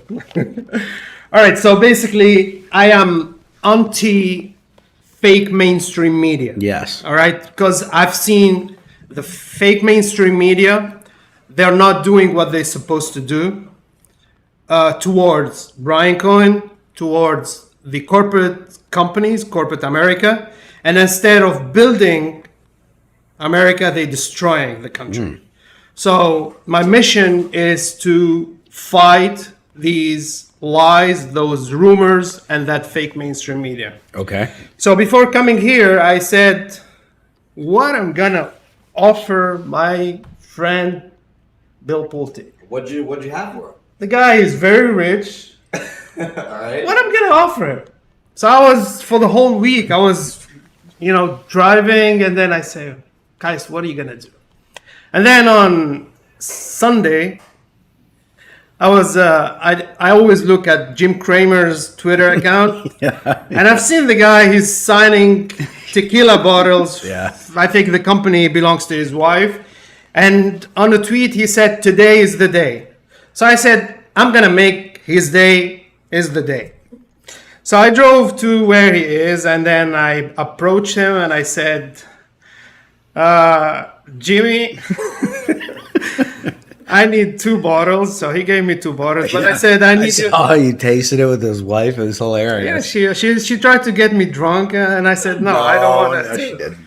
All right, so I got one gift for you. It says, thank you, Bill, for everything you did. Thank you. And that it's, Oh, by the way, how about Jimmy saying to you, "You must like Bill"? Or and something? he said it. Yeah, that was. I thought He you. did say that. He did say that. Yes, he did. That was weird. And then at that, Bill a lot. Yeah, that was He's weird. aware of who you are. he's not. He You don't didn't. think so? I mean, I don't know if he's drunk from the night before, or as Ryan Cohen tweeted, KO. We know all is what's KO. Sure. All right, so this is a gift All right, round of applause. signed by Jim Cramer. Signed by Jim Cramer for you. All right. Sounds good. But I don't want to. I think you. I don't want on to. the Yeah. shelf or No, I'm going to something. put it in my office at home. Yes. Yeah. All right. What do I tell my wife when she says, "What the hell is this?" Tell her it's. No, when I tell her, she says, And look at the handwriting. "Who signs it?" Yeah, yeah. All right. Anyway. No, what do I tell her? Jim Cramer. Okay, great. I'll do it. It's a priceless artifact. It's exactly. I mean, probably anyways, I don't want to attack the guy anymore. I did. I always called him the piece of shit, and he's always for me like that. And I got another gift. Okay. And this gift, because I didn't see the person that I bought it. I mean, I got it from him, and I know you and that person, you share the same lawyer, a great lawyer, by the way. And if the information, or maybe you tell him, Kai said you are a great lawyer. His name is Steve Volosky. Okay. All right, so he's the lawyer who started the letter that was sent by Brian Cohen to the board of directors of Bed Bath & Beyond. That lawyer, I was looking at his videos, he's amazing. So if you... He's no bullshit. Great lawyer, right? Graduated from Cardozo School of Law. So what happened is I know that Jim Cramer... Yeah. And Brian Susie, by the way, from Yahoo Finance. I don't like you. They've been attacking Ryan Cohen left and right and all the fake mainstream media. And I don't like that. Why? Because Ryan, I like him so much. I never spoke to him. I never met him. But when I saw how they have been attacking him, I didn't like it and I didn't appreciate it. So I went to Jim Cramer and I said, can you please write congratulations, Ryan, on your new baby? Knowing that Ryan, he have an intention to get bye-bye baby, what is left from Bed Bath & Beyond. So, let me see it. I want to see it. Yeah, good. Wait, congratulations. Why didn't he say on your baby? Yeah, it's written right here. Oh. Congratulations on your new baby. All right, and then I had him sign your bottle. Look at that. That's funny. There it is. That's pretty. And then I had him sign your bottle. But if I told him Bill Pulte is gonna know, I mean, the whole plan is gonna fall apart. So I didn't want to mention your last name, but now That's so now funny. it's.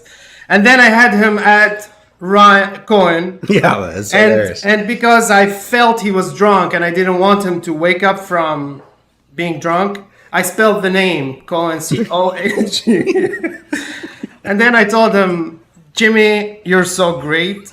And then he loved it because a lot of people said, pump him so then he falls.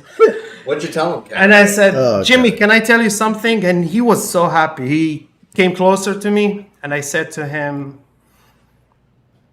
naked short. What did I say again? Shorts never closed. Boom. Boom.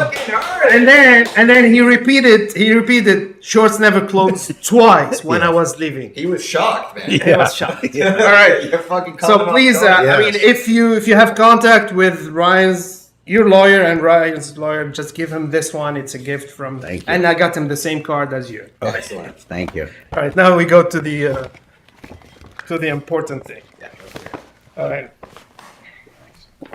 So earlier when my teammates asked you tell us about one great CEO. Yes. And then you mentioned only Ryan Cohen. But I'm Yes. going to mention something. You are great too. And I see you equally as Ryan Cohen. I consider Ryan as my brother and you are my second brother. Thank you. You're a PPShow. I'm your cousin. Yes. And I see you have points in common that you've been attacked by the CEOs, bad CEOs, corrupt CEOs, CEOs. The whole apparatus. Exactly. And corrupt board of directors. And because I stood up for Ryan Cohen, I'm going to stand up for you as well, my brother. I'm not gonna tell you how, but people know me here, and people. All right. Ryan Marshall, I got you. Anyways, so first question is, do you think Ryan Cohen still have in mind a long-term plan for Bye Bye Baby? I would be surprised if he didn't. I don't know what's going to happen. I'd say this, that we're getting up against some dates and times from what I can understand. And so you may be happy, you may be disappointed, but I think you're going to find out pretty soon. And I personally, I don't know anything, but I think he's giving it. I don't think he's very happy with how things went down with Bed Bath & Beyond. That's just my own opinion. I don't know that. I haven't talked to him about it. Wouldn't want to talk to him about it for all the reasons we know. But, and then the fact that he got sued over it, I bet he's pissed. So it's a long way of saying I don't know, but we may find out sooner rather than later. And, we'll also figure out whether you guys have these NOLs or not, whether these things are valuable. I mean, I think they're valuable, but we'll see what they are. So who knows? I mean, somebody said to me the other day, could I kind of bought the NOLs? I think that's also feasible too. Because it's a significant tax deal. Yeah. Those NOLs. So I bet Ryan's running hard after it. I don't know who the hell else is, but we'll see. We'll see. Right. I don't want to know. I don't want to know at this point. Mm-hmm. I know that's not what you want to hear, but I don't want to get upside down with, I want to have only appropriate conversations, if you know what I mean, Yes. with everybody. All right. Yeah. Second question. If not Bye Bye Baby, Yeah. then Ryan last year. I would bet, I guess I'll say something maybe more aggressive. I would bet it is him, but I don't know that to be true. Right. I bet there's something going on, but I could wake up tomorrow morning and, to be totally clear, I could wake up tomorrow morning and, some bullshit private equity fund who wants the NOLs could buy it. I don't know. You know what I mean? Yeah. So, but if you had a proverbial gun to my head, I would say Cohen's going to find a way to do it, but nobody should bank on my And opinion. it's just speculation, obviously. 100% speculation. I don't know anything. You're just speculating. Yeah. All right. So last year. Because I don't want anybody to say, they say, I do this and I do that, and then Pulte, you said this. I didn't say that he's doing anything. I didn't say that. So I just want to be super clear. I don't want people to be pissed at me saying, oh, you're misleading or you're leading on people. No, I'm not. I'm giving my own fucking opinion. There you fucking have it. Go ahead.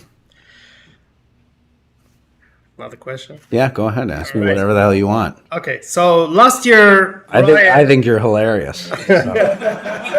And I love the name. Guys Mole. Yeah, because branding's important in this world. Yes, sir. Some people have a terrible name. And I'd say PP's a good name too. Yeah. I keep getting in these business meetings. In my business, and in because I have a couple dozen businesses. Everybody follows my Twitter philanthropy now, X philanthropy stuff, but they keep an eye on what I'm doing and stuff. And I get asked now all the time, what is this PP show that you're on or whatever, and it's funny in a professional meeting, and I can't stop but smile and laugh when they ask that. About PP show? They see it. Like, what the No. fuck are you talking about? Yeah, they see it. And they say, I saw you were on a PP show. What's the PP show? And they want to ask, it's like in a professional setting, they want to say, like, does it have anything to do with the penis? It's because I'm PP. Yeah. Yeah. But so, yeah, it's one of those things. Anyway, go ahead. All right. So back in 1901, there was a president. His name is Theodore Roosevelt. Yes. At that time, he was called Teddy Roosevelt. Yes. And he had a nickname of the Trust Buster Yes. because he busted back then the monopoly for the JP Morgans and the Rockefeller as far as the steel and the railroad monopoly back then. By the way, we'll be giving away the 750. I see somebody saying that. We'll be giving away the 750 soon. Go ahead. $750 coming up soon, fellas. So now we have a monopoly that is called Amazon. Okay. And back when Ryan Cohen did the IPO for Chewy, he had an interview with CNN Business, and the lady was asking him, "Are you trying to compete? No, are you going after Amazon?" And Ryan, with a very nice smile, as always, he said, "Yeah." And then she said to him, "That's a bold move." And I think Ryan can go up and compete against Amazon, and why not? Knowing that he incorporated that company called Teddy Holdings LLC last year, and he registered the trademark Teddy. But I looked at I'm very good at registering trademarks, and I looked at to go and get the trademark Teddy, just the name, that is being used since 1901. Yeah. It's impossible. Practically, it's impossible. So I was looking at teddy.com, and I've seen that the trademark was owned by someone else. And then right now it's owned by, I think, Teddy Holdings LLC or Ryan. I don't know. So that's the most interesting thing I've heard all day. Right. So basically a lot of people thought Teddy.com, the books, are just for selling books. But in the other side, I see Teddy, the international classes that trademark is registered under, is basically another Amazon. Right. So God, that would be sick, wouldn't it? but for him, yes. For him to register the trademark just Teddy, he had to acquire Teddy.com. So when he applies for Teddy with the USPTO, they don't reject or send him an action, office action, as likelihood of confusion. So people are looking at Teddy.com. They thought it's for the 5 books that Ryan published. I see bigger than that. What do you think? I agree with that. That's just speculation. That's my own opinion. That's my opinion too. By the way, I love Ryan Cohen. All right. Let's go a little bit about other things. So Ryan, in his interview with the GMEDD, by the way, I don't know why GMEDD, they are coming after the community of Bed Bath & Beyond. I don't like that from the action from Joe and what's the other guy's name? Rod Alsman. Guys, you gotta go back to the, we're fighting for Ryan Cohen here. What do you think about what's your opinion about short sellers? And what do you think about the rules imposed for going long? You have to report your position, disclose your position, but if you're short, you don't do that. Yeah, it needs to be changed. It's crazy. Elaborate, please. I mean, if people are betting against people, that's a dangerous game. It's Russian roulette. And they need to make sure that if they're playing that kind of game, that they can get in trouble for playing that kind of game. So I think it needs to be transparent as hell. And if you're shorting something, you need to show what you're shorting, my opinion. Do you think... Is that fair? Very fair, but I have an extra step for that question. Okay. Do you think market makers and hedge funds are doing something illegal as far as naked short selling, which is using synthetic fake shares? I don't think it's good. It's illegal, but is it happening? What do you think? I think a lot of illegal things are happening, and probably that. Yeah.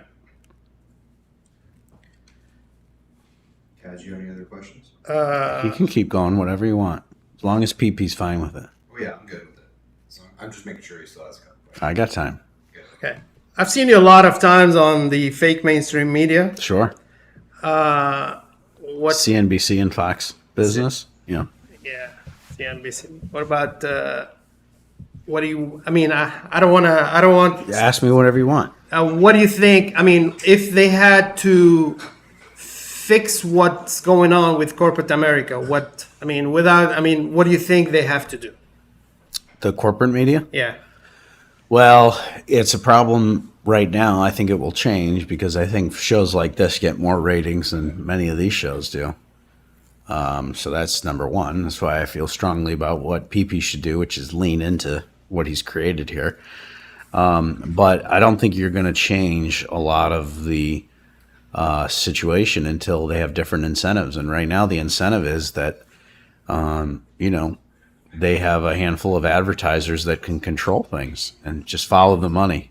Look at who's in charge of a lot of these media companies. That'll tell you a lot about what's really going on. Who's paying them, right? Yeah. Last question. Yes. Elon Musk. Yes. All right. As we know, all of us, you're one of the Twitter, actually the only one Twitter philanthropy patriot.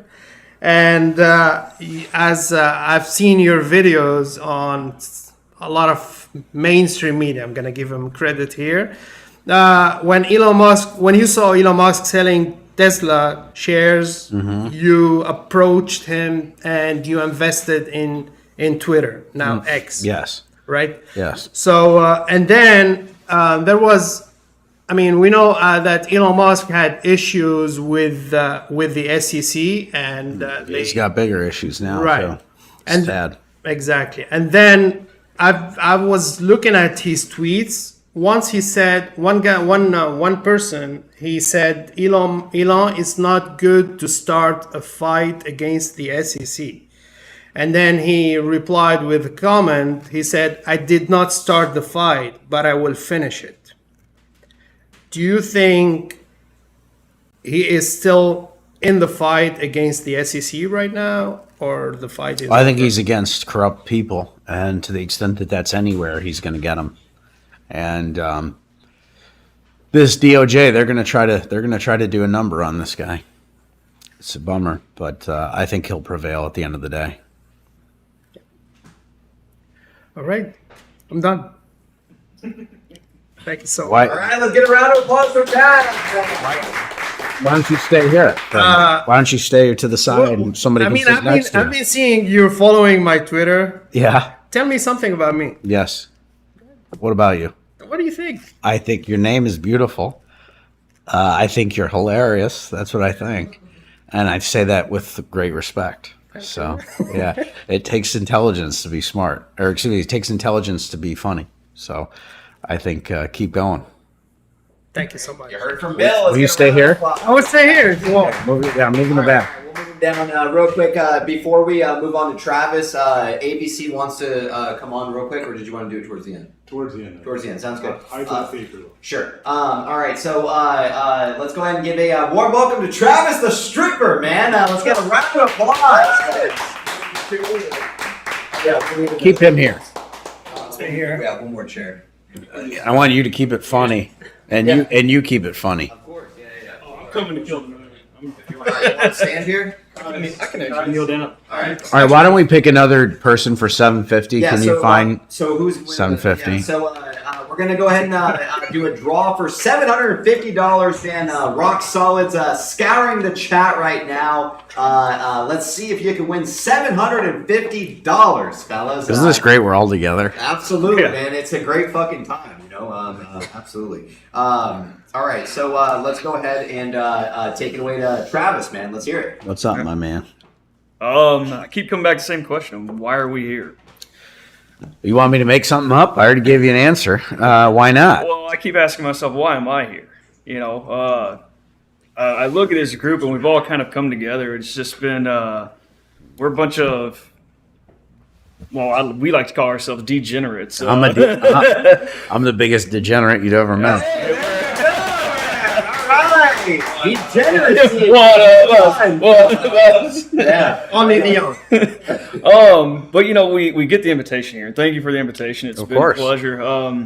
And trying to tell my girlfriend, you know, hey, who the hell this guy is? Yeah, where are you going? What are you doing? And it's like, I don't know. I hope she's cuter than me. Y'all are both very attractive people. All right. But you know, trying to explain it, it's like she was kissing him once on the live. Yeah, I remember. You? That. Yeah. Really? Yeah, I was we were on the stream and He was raped by his girlfriend. I was not. By the way, the show, the thing says on there, it says the PP show, and it looks like it's reading right here, but I think on YouTube it's backwards. It's actually fixed now. Good. Oh, Earlier, it's mirrored. So like, And by the way, Kai's wrote this backwards that you guys see on the. I was wondering who did that. Yeah, it's backwards because the camera's mirrored, so it's pretty impressive. All right, go ahead, Travis. Anyways, you know, we're all from various parts of the country, you know, different backgrounds, and you know, we're all human beings, though. Yeah, but I was just trying to tell her, you know, sometimes you just find yourself a part of something that's bigger than yourself, and you just go with it, and that's kind of one of the reasons why I made the trip. And again, thank you for inviting me. But when we got the invitation, I got a message from somebody on Twitter, Okay. and it kind of reminded me of there's a myriad of reasons why a lot of people are in this particular play. And this one just really touched me, and I hope you don't mind if I just read it real quick to kind of show you that. Read it. All right. It all started in 2020 when I got less construction jobs because of COVID-19. Took loans to back that up, and then continued 2021 when I had to quit my job to take care of my pregnant girlfriend. She couldn't walk because of pelvic girdle pain, plus take care of our 2-year-old. I got suspended from unemployment benefit because of that. We got no help from our government since she wasn't dying, and this is a European government. I sold my car, camera equipment, computer, etc. for rent. Help from my mother, and then it began. More loans for rent. When she got better, girlfriend, I found 2 shift jobs in a harbor 18 kilometers from home from May 2022. I got myself a bicycle and biked for months before my mother bought a car for me. She felt bad for me. How old is this guy? I don't know his age actually. Pretty young. I would say close to my age. I got a nice mountain of debt. I own my mother money. Soon enforcement authority. But I believe that there is light in the end of the tunnel. I have watched the stream every day for months, and I just want to open up myself for you and say thank you for keeping my hope up. You guys have kept me going, and thanks, Bill, to interact with the community. Crying while writing this, but I wanted to express myself, and thanks, Travis, for sharing this with you, Daniel. I don't know what kind of community we've built here, but I'm very proud to be a part of it, and I just wanted to kind of express that, there's a lot of people out there, different backgrounds, a myriad of, what they're going through and what this play could mean. And so, thank you for showing us your support. Of course. And helping us kind of, I didn't do anything. I just showed up here at my office. You guys did the work. Except fucking PP can't get the fucking video and audio to work. Okay, it's fucking like the weather. It looks like dog shit. What do you mean we're good? What do you mean the weather? What are you talking about the weather? We were on Wi-Fi. We're good. We restarted. The quality's good. When Bill put the mic on your head, everybody said, "Oh my God, the video's good now." Yeah, I know. What the fuck? So I guess I fixed it after all. Yeah, the weather. Well, fuck. I don't know, man. Fucking Wi-Fi. All right. I'll bring the mood back up, but I just wanted to share that with you because it was something that touched me. And I know Daniel, he says he watches the stream every morning when he gets up. So that's great. Yeah. Where are you from? Where am I from? Yeah. Central U.S. Okay. You can't say the state. Texas. Good for you. Is he coming with us? Do you want to come on a private plane? Let's talk after. Okay. All right, Travis, give him a script dance, man. Let's have it. All right. Anything else you want to add? I have two other quick questions. Yeah. Recently, Doug Siffey from Virtue Capital tweeted to Gary Gensler to stop the trading on Bed Maybe Bath. Cohen and I should buy the Panthers from him. What do you think? Yes. Holy shit. Yes. That'd be great. Go ahead. He hates me. Who? The guy from Panthers? I don't know. Doug? I don't. Yeah. Oh, how did it was last week. I was attacking him, and he didn't. Okay, go ahead. No, I just want to get your thoughts on, a market maker putting out tweets like that. I didn't see them. What are the tweets? It said Gary Gensler stopped the trading on Bed Bath & Beyond to protect shareholders, more or less. So he's not having an unbiased opinion, and he's a fucking market maker, which is like a big red flag, right? I mean, again, being a market maker, you really shouldn't have an opinion, on whether someone should buy or sell a stock. In my opinion. Okay. Yeah, I'd have to see it. All right. Yeah, well, maybe I can show it to you. Last question. This one's a little bit more personal. I just got to know, what did your wife say when you told her you were inviting a bunch of degenerates out to your office? That's a great. She said, with you. She said, "You're a degenerate. Go be with the degenerates." She said you lost your fucking mind, probably, man. No. ThePPShow. No, she thinks it's cool. She's seen me watch the show, so that's good. Yeah. Does she like it? I don't think she watched it, so and that's probably a good thing. Okay. You know? Yeah. So. Probably is. Yeah. Right on. I mean, that's basically it. I just kind of was curious and just wanted to throw that out there. But again, thanks for having us out there. And yeah, let's talk course. after the stream. And Cool. Sounds good, man. You heard it from Travis. Let's get a round of applause. All right, our last guest for today is going to be Rock Solid, man, coming on. You guys know him as the shirtless Rock Solid, man. Yeah, right on. He does have a shirt on here today. So, Chad, let's get a warm up with Rock Solid, man. Let's get a round of applause.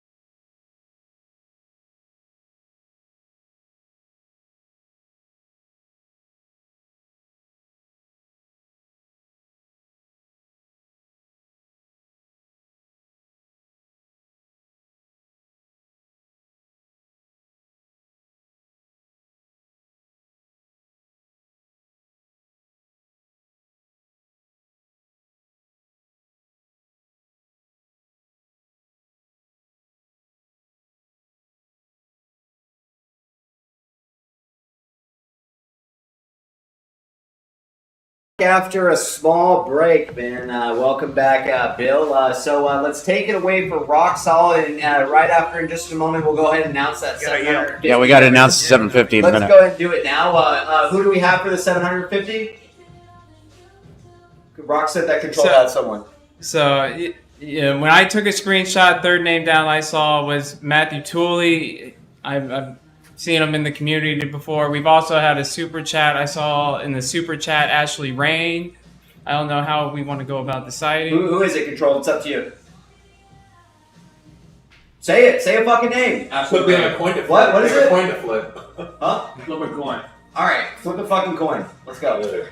Just give 750 to one, and then give 250 to another. Who's the 750 going to? It's up to you, Chaos. Just say a name. Ashley. All right, Ashley. What's the full name?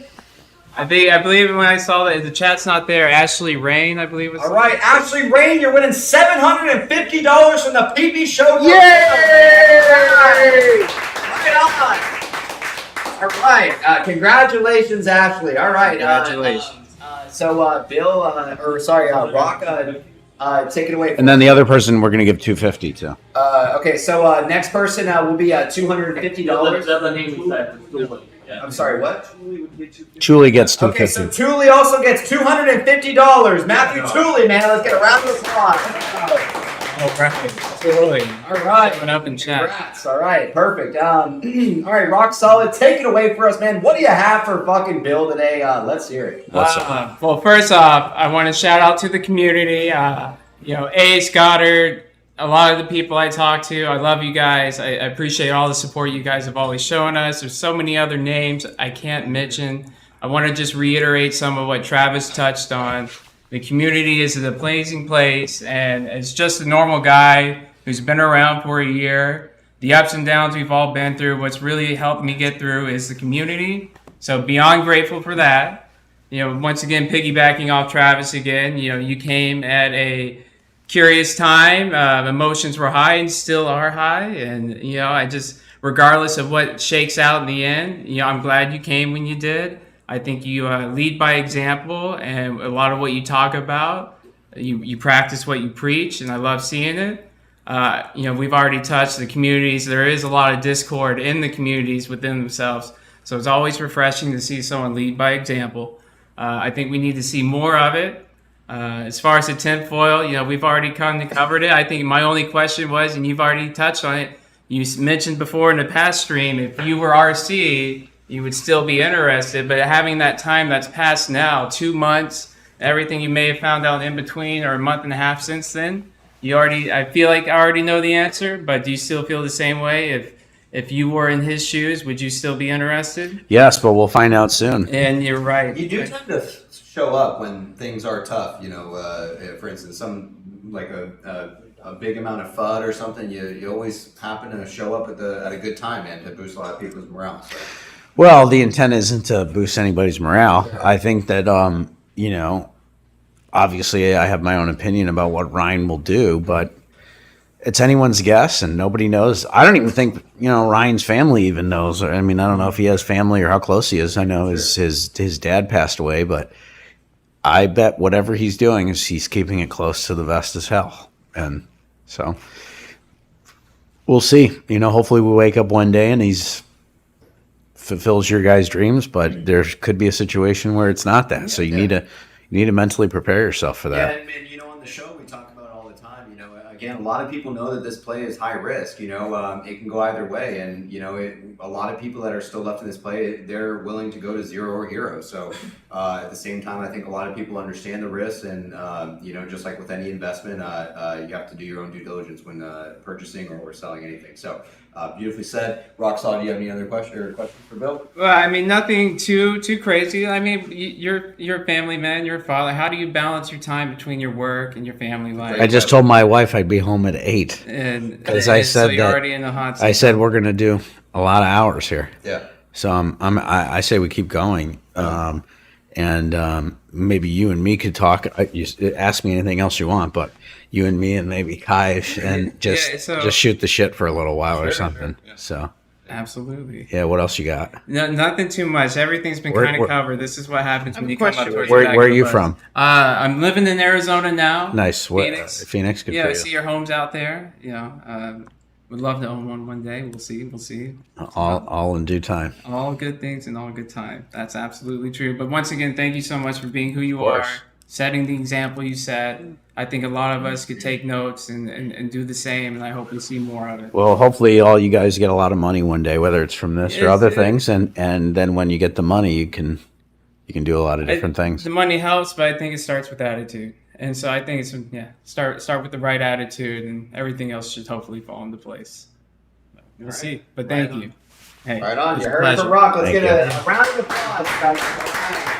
Oh, and we've had one or two interactions in the past. I'm the guy. I heard that Counter-Strike was your favorite game. Yeah. I was the Win CS guy. I am still the Win CS guy. Let's go. So one day, whether it's a charity game or something, No, I we'll would love play. to figure it out. You don't have it on your computer here, do you? No, not here. No. Yeah, I'm sure down the road. But I would be remiss if I didn't say something. No, we'll play. You got See it. you Right later. on. Let's get a round of applause, fellas. Yeah, I love you. You guys are amazing. I think I'm gonna say something. I don't know if that video might reach Ryan, or maybe he's gonna see it. Sure. Let's hear it. A lot of people who invested in Bed Bath & Beyond since the beginning, they did not invest in the company. They invested in the person, Yes. Ryan Cohen. That's personally what I did. Here, we got here a lot of people. Whoever invested in Ryan Cohen, say something. Something. Right? Cohen's the best, man. So if Ryan is watching, or he's gonna watch, if he received the message, come on, man. Your father said, actions speak louder than words. Let's do it. All right, right on. Yeah, You can stay here. All right. What do you want to talk about? Let's just talk for a little bit. Yeah, sure. Anything. I mean, just pretend like we're at lunch like we were yesterday, because I thought that was cool stuff. Sure. You catching me? By the way, well, just talk to me. All these haters are going insane on. It's so great. What's with the fucking meltdowners, man? Targeting you. I think it's the best. I think it's the best. Yeah, it's free Why do you adverts. think they're so fucking salty? I think they just having fun. I think they're just having fun. I try to assume that everybody has good intent, and obviously there's some sick people in there, but there's probably some guys who are just trying to have some fun. Sure. Yeah. Somebody asked you to delete his phone number. Your phone number. His number from your phone number. Did you delete him? Who? He's talking about Morant's rants. No, I don't know him. I mean, I can, something happened with, What's that? He told you to lose his fucking number, man. Yeah, just lose it. Something. Bill, lose my number. Don't call me again. I don't know. I'm not going to be calling him for any lip advice. I don't know if you know what I mean by that. You know what I'm talking about there? You know what I'm talking about there, or no? Like lip advice? Well, Anyway. Listen, you can getting ripped to shreds. You can look at that and let me know what you think. But yeah, I mean, few people are still following his YouTube channel. What do you advise these people? I don't even know this guy. I did him a favor by giving him attention, and then the next thing you know, he squirts a little bit of clout on himself, and then he tries to use that to seem like he's whatever. And people do that. So you learn a lot about when you give somebody something and then they do something counter to that under the guise of something else. So have at it, bro. So recently, Bill, some people, I wanted to let you know that whenever you brought up DRS, for instance, on our last show, it touched a lot of people. A lot of people said, I'd like to direct register my shares, not because of Bill, but because, they like the idea of it from what you were talking about. Recently, I DRS'd 10,000 Bed Bath shares. I mean, what's your opinion? Really, my question is, do you DRS every stock that you own? Or do you keep some in brokers? No, I don't. But I think the world's going to go there. I think, though, that people don't want it DRS. Because if you DRS it, then not only do you own the stock, but you control the stock. And the powers that be, in my opinion, don't want you to control the stock. They just want you to own it. Yeah. Or give you the illusion that you own it. Yeah. I mean, if people direct register, then you really are in charge of the company. And I think shareholders are in charge of the company. I think one of the worst things that CEOs do is they think that they're in charge of the company, and on a long enough time scale, that doesn't end very well. In that point. Yeah, just ask. Let's just talk. Like, Yeah. this is just, So if they issued synthetic shares within the company, let's say Bed Bath and Beyond, and by the way, we had like 3,000 viewers, like hold steady, and like we were holding steady at like 4,000 viewers, however many hours into this. It's quite a bit. and then DRSing all the shares. that? Go ahead. So if there are synthetic shares, how can they DRS all the shares, the real ones and the synthetic ones? I think that whole thing's a freaking problem, man. And I don't have an answer to your question, but they're going to have to get to the bottom of all these synthetic shares and everything. So Who's they though?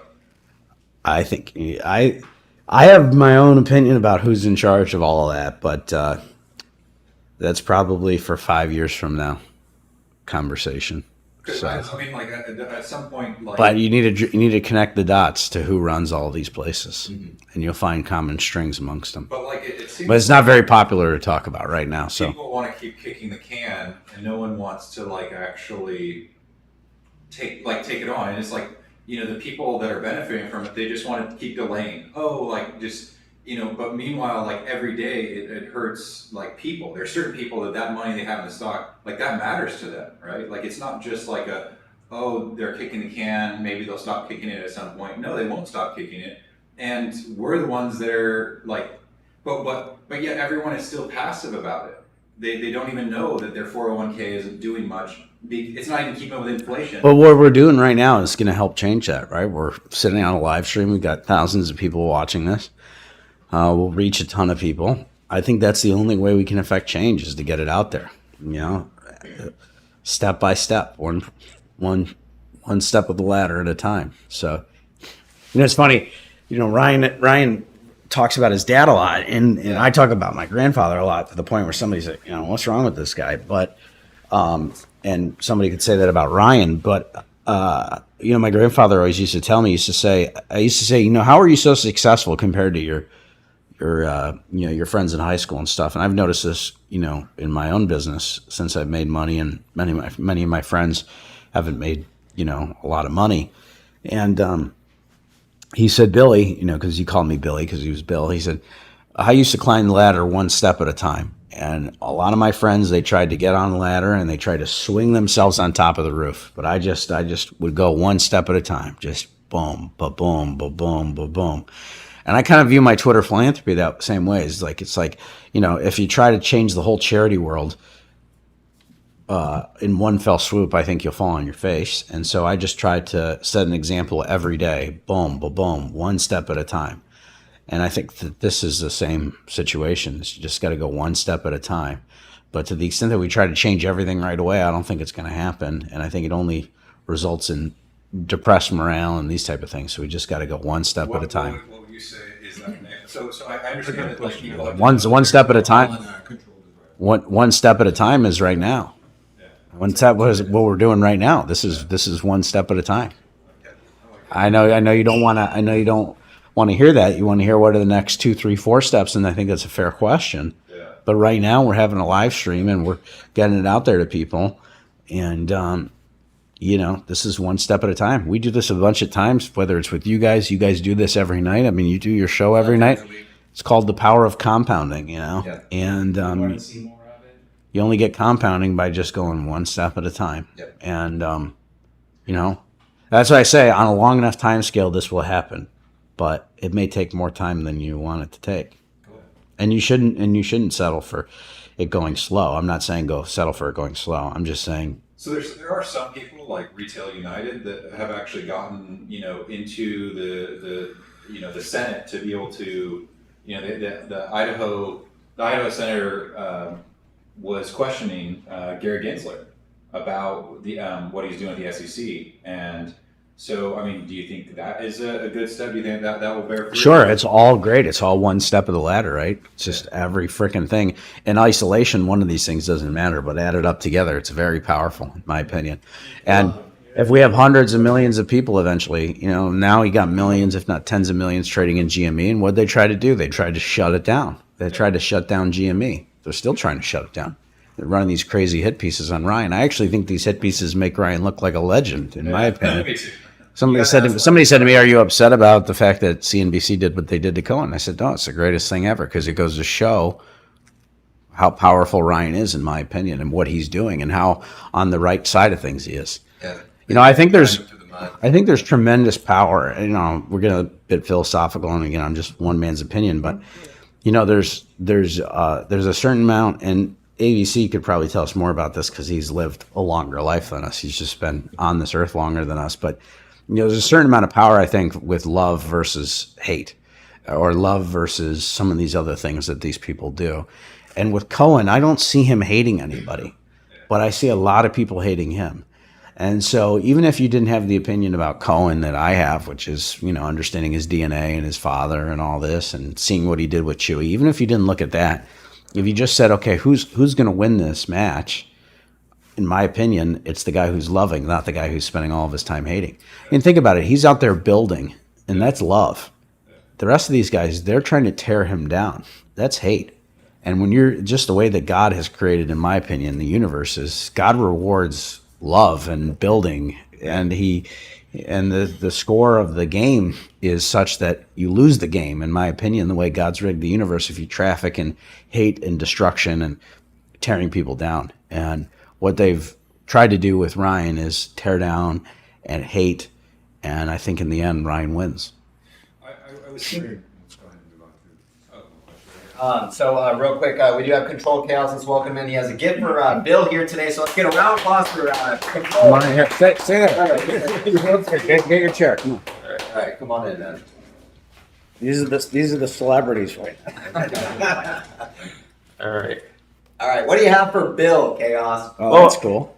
I don't know if you had this already. No, I didn't. It's going to be Come on, a collector's edition. I can get near your lap here. It's going to be a collector's, not financial advice, but I think you should hold on to this for a long time. It's going to be worth a lot of money. Why is that? This is great. First edition. What is it, Bill? This is a first edition. Wow, look at that. All right, Teddy books. Look at that, man. Teddy, Ryan.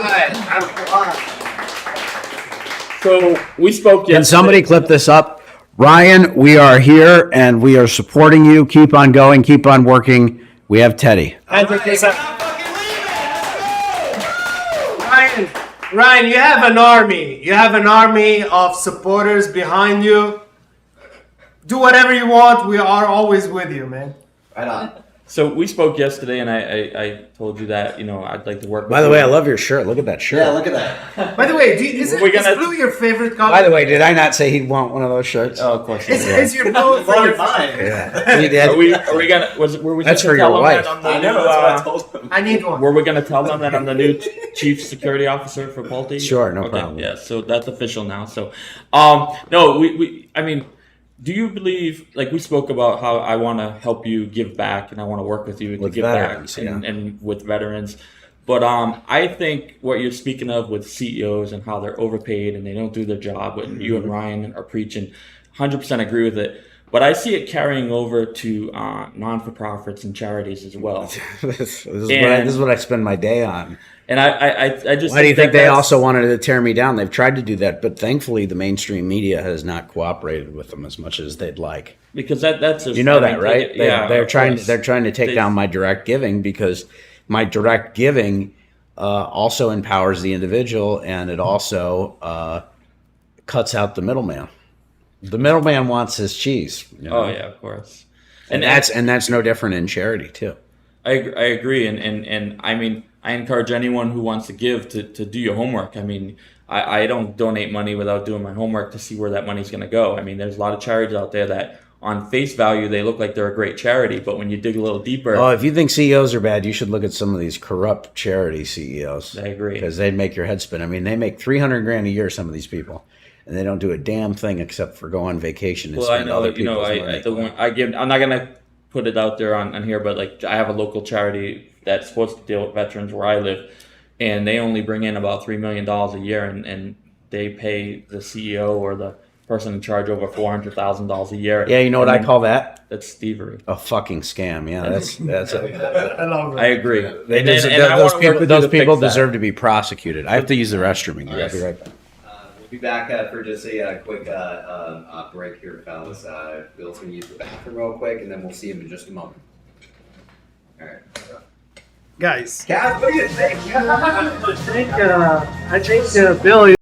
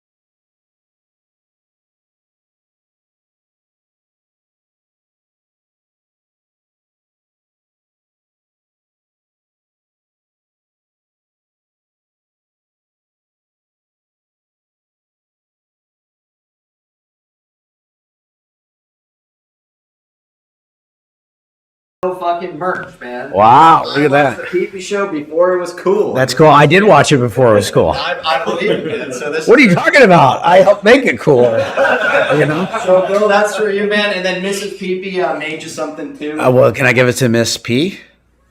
Yeah. I mean, well, you might want to see it. Okay, fine. So she did make these shot glasses here. Again, if you want to keep them next to Kai's thing there. These are official PP cool. Show shot glasses. They say addicted to the PP Show. Ooh, I like it. Got a PP there squirting, man. So right I like it. I'm not going to show that because then that'll get clipped everywhere. But so this is for you. That's cool. Again, if you want to put Thanks, I love that. Stuff, enjoy it, man. So Thank you. That's very cool. Right on. No, those are great gifts. Thank you. Excellent. Yeah, I'm going to wear this shit too. Yeah. Yeah. All right. What did you think I was fucking XL? What the hell? Well, no, like I wanted to get, some people like to be comfy in clothes, whatever. I know. I'm just fucking with you. Yeah. You got a bunch of hair in here, dog, or some shit, or what? It's my fucking backpack. Is this your dog's thing? Yeah. No, I'm just kidding. Thank you. That's very nice of you. Thank you. And thanks for coming down here. Of course, man. And, Are you down to still hang out, or what? Are you ditching me? No. You got somewhere to go, don't you? I have nowhere to be. Let's hang out. Some people. I play poker. Okay, yeah. Maybe we can I don't want to talk about that again because then I fold queens. And people are already saying I drank too much Diet Coke and I've got it. We actually, I calculated it was not a bad move. Yeah. Especially It was not a bad. It was a great move. If you knew that. But I want everybody to think it was a dumb move. By the way, did he pay the burgers or not? No. Yeah, so actually I was going to ask you about that. Why don't you order Five Guys right now? Should we? Yeah, plain cheeseburger, double cheeseburger. All right, so fry. let's get Uber up. I'm fucking paying. Let's do it. Yeah. Well, what do you mean get somebody to do it? How are they going to pay fucking for Uber it? it. I'll fucking Well, then do it on your phone, bro. All right. Here, I'll write down the address we're at. All right, so got it. You got it? Okay. Well, make sure he pays for I'll it, send though. the fucking money to whoever. So How much money did you make today? on the show, Yeah. I have no fucking clue. So I'm gonna have to wait until after the analytics. $10,000. I think more. More? I don't know. The meltdowners. Close to 30 at 500. What do you think Close to 30 people at 500, so there's 6.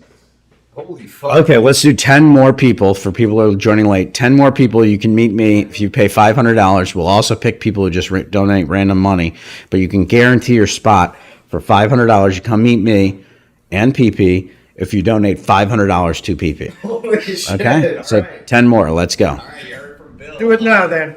Real Do quick. it now. Like, seriously, I want to see it flooded with $500. Let's do it. And I want to meet you, and if you're doubting whether to do it or not, you should do it, and you can come here and meet me. Right on. A lot of people in the chat, I noticed. But you can't be guaranteed to go on a private plane. Did you tell everybody about the private plane tomorrow? Let's go ahead and tell them that. So, fellas. Why don't you say how it came about or whatever? Yeah, sure. You mean from where we were at? I don't know, just lunch. or So, whatever. me and Bill were at lunch, and he was just asking, PP, when you flying back? And I told him the date I was flying back, and then he just very cool, like says, PP, you want to get on my private plane and travel with me? I won't say where we're going, but you can say where you can say what. Well, I'm going to SpaceX. Okay. Yeah. So I'm going to SpaceX on Wednesday. Yeah, so Bill's going to SpaceX, and he said, PP, how about you get on the fucking private plane and come with me? So I said, absolutely, Bill. So Maybe you can see a rocket. maybe so, man. That'd be fucking awesome. To the moon. Where's our fucking spacesuit? Oh yeah, it's right over here. I'll be right back. So, baby, if you're watching at home, Mrs. PP, Bill, I'm not coming back. yeah, I'm not coming back till Bill tells me I can come home. So I'm just letting you know that now, all right? So keep that in mind. It's absolutely fucking nuts, fellas. Honestly, it fucking it shocked me, man. When he told me, I said absolutely. So I will be going with Bill. So we won't have our normal PP show through the week, but I will be blogging it and filming it for everybody, so you guys don't miss a fucking single thing, man. Again, I'm glad that we have everybody here with us today. The community has always been great, man. Again, you guys are one of the best communities out there. I told Bill about the money you guys raised for Tinfoil Guru, and he loved it, man. So just keep in mind, fellas, you guys are a fantastic community here at the PP Show and so forth. So We love you, Nor. all right, right on. Let's get some love for Nor, man.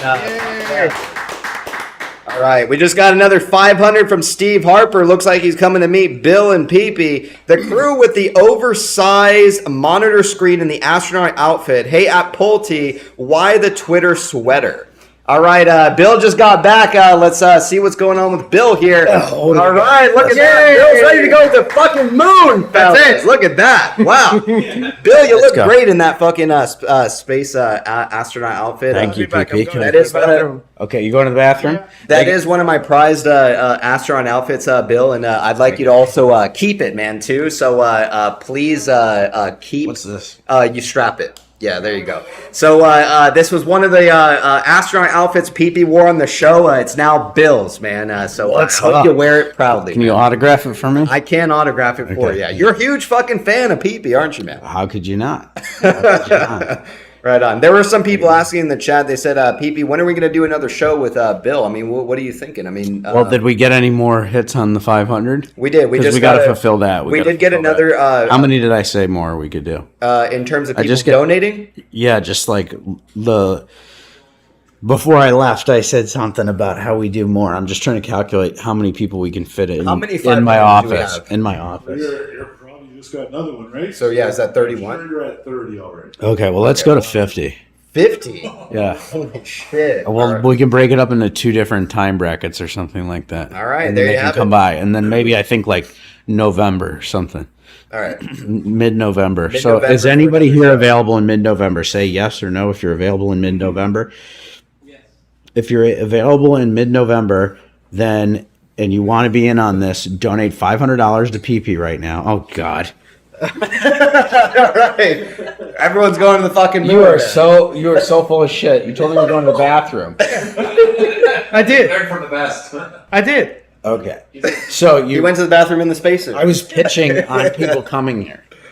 So $500 will get you for sure in here in November. And anybody else, no. Anybody else who wants to come, we'll pick random people. All right. Am I coming? Do you, Oh. if you take that off and do it, because there's You want reasons to I be can't unique, right? No, it's the other thing. Tell me. Oh, he can't. Yeah, I can't. He can't be next to you with that on. With the What is it? Because it By the puts- way, it can be, but I just It puts you it's- on the same team. No, it's just no, it's just I want to be clear. I'm wearing this outfit not for Bed Bath and Beyond, not for GME, not for Pulte Group, Just 'cause you love not the PP show. not for anything other than everybody wants to be an astronaut and go to space. Well, we just Okay? said we were going to SpaceX, so why the fuck would you not be in an astronaut outfit? Exactly, but I just want to be super clear, like with regulations and everything, that this is not about any specific stock. This is not about anything. This is just, me wanting to be with some friends and rock out in my spacesuit. There you go, man. Yeah, I mean, it's perfect. That is not financial advice. No, it isn't, man. Okay. Again, a lot of the show is This always world's been crazy, right? speculation and opinion. Yeah. All right, I'll be right back. All right. I'm not going to the bathroom. All right, we'll see Bill in just a moment. All right. What do y'all think? Yeah, we could try giving Jake a call in just a moment. We'll see Bill in just a moment again. Yeah. Oh, well, he wanted me to call him, but for some reason when I try to call him, my service drops. Yeah, I mean, I don't have much feedback. I was just going to introduce the child that the PP Show kind of sponsored. Sure. And kind of give everybody an update on her. All right. Yeah. Well, once Bill gets back, why don't you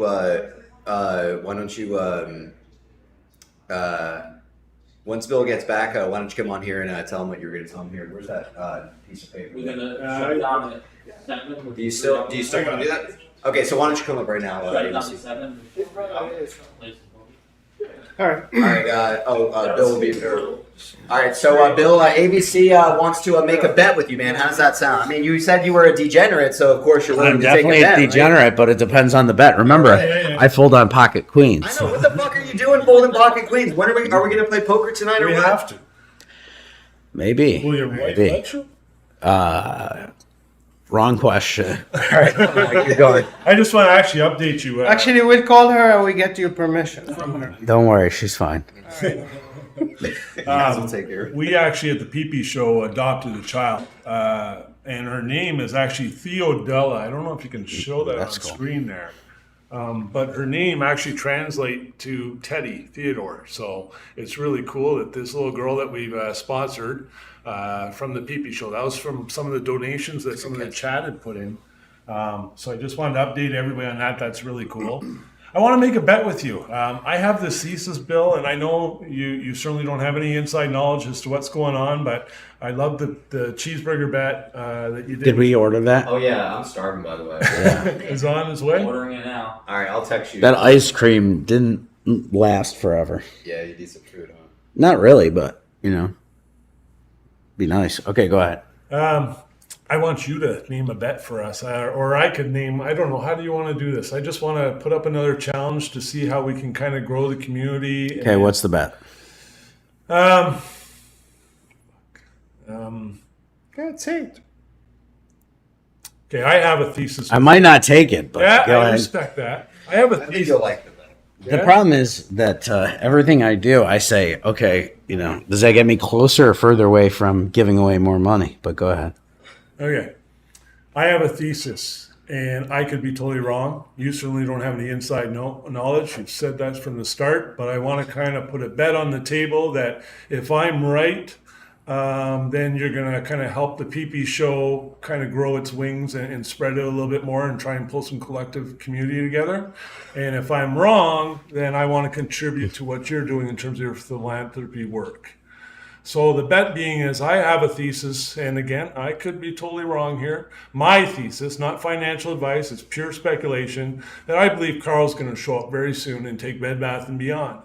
From there, I believe our wonderful mentor and coach and great human being, RC, is going to show up and do a transaction with Carl. And if I am right, I would like to bet you $5,000, of which what we would do is put towards a website for the PP Show. We would sponsor a couple more children on a yearly basis, because it does cost a yearly basis to do this. And if I'm wrong, I'll throw $5,000 towards anything that you would like to put towards a charity or a certain individual. And the bet is that you think Icon will show up and Yeah. Bed Bath & He's going Beyond. to give a credit bid via 6th Street. And if I'm wrong, But it has to be Icon specifically, not 6th Street. Well, it would come. Well, sometimes they can use 6th Street as like a. Yeah, but it would have to financial become vehicle. public that it was him. Yeah, right? Yeah. What do you think? All right, there it is. There it is, The right? the bet is made, man. I'd bet on Cohen over Icon, so I'll take that bet. All right. But I'm not saying just Cohen. I'd say somebody else. I'd say it's both of them. Okay. Well, That's my opinion. So. all right. Sounds good. I look forward to collecting your Who wants 5K to for bet? charity. Who wants to bet with me that Ryan Cohen is going to be involved in that play? I already know both of them most likely are going to be, man. Again, it's speculation, but I think they reason followed why- the tinfoil for a long time, Bill. And look, there's some people on this board that are involved that have a connection with Carl Icahn. And to be honest, man, the fucking tinfoil, like something stinks about all of it. So again, I'd have to say that ABC could be right. Sounds good. Do you think We're gonna Overstock? talk about that. Yeah. Go ahead. Do you No, think no, not yet. Overstock's- Not yet. Do you think Overstock's involvement with Bed Bath & Beyond is like irrelevant? Like, do you think that? I don't know. Do I think what? Sorry. Overstock's involvement with because they purchased the IP rights for Bed Bath & Beyond, or at least there's a time period where the deal could go back. But do you what do you think about the involvement with Overstock and Bed Bath & Beyond? What about it? So I mean, I think that that Amazon's business model wasn't sustainable, and I think there's a lot of companies that are that have been unfairly treated through the market. And I think that pretty quickly, a lot of them have something good to bring, and they could all come to the table pretty quickly and create an e-commerce solution that's actually omni-channel, where all these companies could come in. And Overstock also has T0, which, I was going to ask you whether or not you felt that there were companies that would be ready to move to that decentralized platform. And so I guess maybe the more important question, do you think there are companies ready to move to a decentralized platform instead of like the typical NASDAQ or New York Stock Exchange? Like if they went to like T0? Well, you're kind of asking me the same question as earlier. I think that the executives who run these companies do not necessarily want to change exchanges for the reason you described. So that may not be what you want to hear, but couldn't they raise money and actually, like, with people who actually care about their company, right? Like, instead of just some hedge fund that gets to pick whether their company goes up or not, like, that if they sure, had, theoretically, but think about it. If you move exchanges, think about how much, if you're an executive and you're making $15 million a year, right? Think about how much of a pain in the ass it is to change exchanges and those type of things. And then you got to get board approval. You got to go through all the regulatory stuff. So I'm not saying that,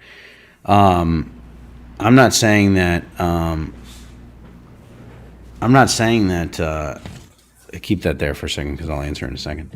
I'm not saying that that they won't do it. I'm just saying that's friction that, they want to get paid. And by changing exchanges, it's definitely going to, it's definitely going to add friction to the but process. don't you think in the long run, like, for example, like doing due diligence, a lot of times you have to look for what company is going to do offerings or dilutions, right? And like if the company was voting, if the actual shareholders are voting, then it's like, hey, we want to raise money for this, and then it wouldn't be seen as a dilution because it's like the shareholders are actually voting because they want it to happen. They want that company to expand in that way, and they know that it costs money. So I just think that that it could create a whole other market where we don't even look at the classical fundamentals the same way as far as like, dilution and other things like that. I see that it's a big change, but I think that the long-term benefits would outweigh the costs. And I was just wondering, like, if there are any companies out there, maybe even smaller ones, that you think would be willing to, like, that would potentially would be interested in making that change. I don't know of any. Yeah. All right. Right on. I wish I could tell you more, but I don't. Sure. Let's go ahead and... Somebody screen cap this. Those are some good books, man. There's some good ass fucking tinfoil. By the way, if you didn't order Teddy books, go ahead and order them now. All right. We have Plur up here as well. Financial advice. No financial advice. So you can just answer this, yes. Or Yes. Yeah, you can. Okay. All right. Sounds good. Plur, let's... You can start it. We can talk about it. Yeah. Plur, what do you have for... Yeah, Bill? just a quick question for Bill. This is more of a... Where do you have to go? You got 2,800 viewers. I mean, we don't have to do anything. I mean, whatever you want to Just fucking let do. Plur go on and on and on. All right, so essentially what I have for Bill, and it goes back to the theme of the Pulte Holmes book that he wrote. Essentially, it's all about finding, as a leader, someone has to be in charge, but you're essentially looking for that 80% solution. So, Bill, the question I have for you is when there's a problem to solidify, what steps do you take to, what is your planning process in a problem? If you need me to explain more in depth, I'm more curious about that. Yeah, go ahead. Okay, so let's say there's a big deal you want to make, or some sort of architecture that needs to be formed, or something along those lines, right? So there's a certain, for example, there's a mission. So and then you have to figure out the method, like how are you going to make it happen? And then you're looking for an end state. Like the end state, for example, is like, I want this community to be mine, or these homes are in this area, or like Detroit, like you did in 2019, where it's like you were scared to death of little kids going to school on a Monday, Friday morning. And so okay, this actually helps. So the mission is to clean up, certain areas in Detroit to get all the best thing to do is out. the best thing to do is to pretend that you can fix it no matter what. You can fix anything you put your mind to. No such word as can't. My grandfather taught me that. I think Ryan Cohen had something similar that his dad taught him. And so I think that's, number one is no matter how hard the problem is, it can be overcome. And so that's how I'd answer that question. And then in terms of the planning process itself, as for the type of people that you get together or running kind of conferences and things of that nature, usually will you make yourself the lead of those kind of projects, or do you do like Grandpa Pulte, you kind of analyze the situation, say to yourself, like, who would I want to take action on this? Or is this so big that I want to take the latter? Who can take action on something? Who's the best person to do it? Everybody's good at some stuff, but some people are bad at other things, and I try not to do things that I'm bad at. And then in terms of that decision making, do you open a phone book, or how do you know like who to find for the mission that you have set? Like do you already just know is your phone book so big that you just know like, hey, if I need something to be done, I know I could ask somebody to ask somebody, or I just Google it, and most of the time people return my calls, which is nice, so that's kind of helpful. Got it. Yeah, that's all I was curious about, is just how do you reduce that fog of war per se to build at least an 80% solution so you could accomplish whatever you're trying to accomplish or get the mission done. That's it. I love it. I pick based on people's strengths and try to avoid giving people who are weak at specific things. And so I try to look for subject matter experts. And so in my different companies, for example, I've not had a lot of success bringing people in from outside of the industry into the specific company. I really try to focus on who's an expert in that category, and those people tend to be the smartest on that particular issue. If I don't have them, I find a way to get them, even if I have to call them and bother them a bunch. Cool. So in terms of the PP show, man, there were some people who were asking. They want to know if you can consider yourself a PP, man. What do you think? A big PP. I think you already know the answer to that question. What else you got? What do you like so much about the show that we put on? What is it? What is it that kind of draws you? I like the people in here. I like the people in the community. I think it's a good community? I think it's a great community. I think that to the extent that you continue to get bigger, I think it's going to be important for you to make sure that you stay true to your mission all the way through. Because I think it can, people can get corrupted. People can get corrupted with money, but they can also get corrupted with power and influence. So you don't. They can approach you, say no. Yeah. No, I mean, I come from a good family, hardworking, parents, and I learned from them. So again, like I said, money is not, money's great and lets you survive. But I think that this show is a testament to something great that's occurring. And again, I don't know if you saw, but I know I told you about how we, the PPs here raised money for Tinfoil Guru, which was a vet. And I thought that was an awesome story. 8 weeks ago. So yeah, right on. Shall we go and give this gentleman some part that he deserves? We're talking about Pulte Group. Yeah, let's go ahead and go into Pulte Group a little bit. What do you got? All right.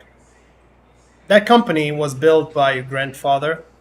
Yeah, did you see some of the artifacts over there? I've done. They are amazing. I'm fascinated about Bill Pulte, the grandfather, and the grandson. And I know that you've been very close to him and you learned from a great man. Last Sunday, I've seen a video of him. I think he was like in a university and he was talking about what he did, how he created the company. For me, it was, I really wished to see the man at least one time in my life because he's great.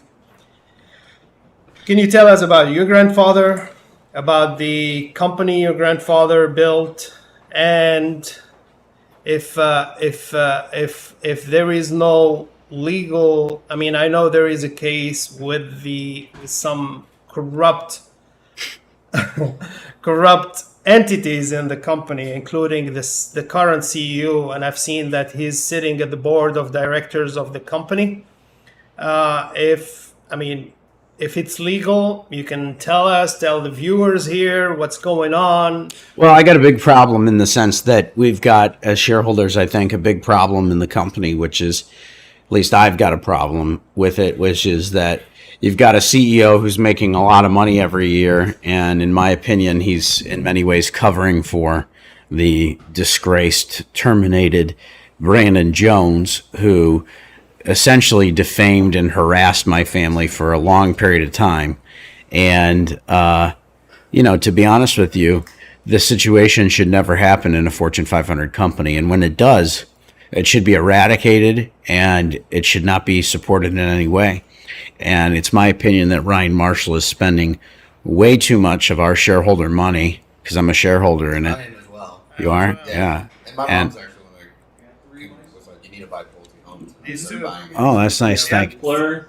That's very nice of you guys to have that sentiment. But it's a great company. Pulte Group's a great company, and it's a great employee base. But what Ryan and Brandon are doing and how they're colluding, in my opinion, together is a disgrace. It's a disgrace to my family name. It's a disgrace to everything my grandfather worked hard for. And I'm not going to go silent. They tried to put a gag order on me, and that didn't end so well for them. And there's a lot of other things that are going on. So we'll see what happens, but not too happy with it. That's for sure. So it's not very fun when you wake up in the morning and you find out that you're being harassed by people who are making millions of dollars to run a company that you love and care about. Right. And, with that whole thing going on, with the CEO, for instance, Bill, has the quality in homes, still, have they changed at all?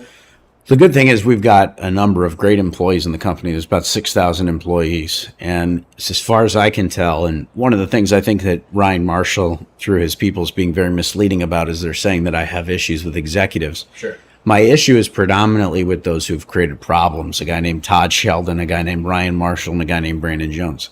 Pretty much everybody else, at least for purposes of this conversation, have done a good job working hard, and they're working hard. And so I would say that that those guys, those bad executives, they're not the ones building the field, the homes in the field. And that's a good thing because they're destroying, in my opinion, many other good parts of the company.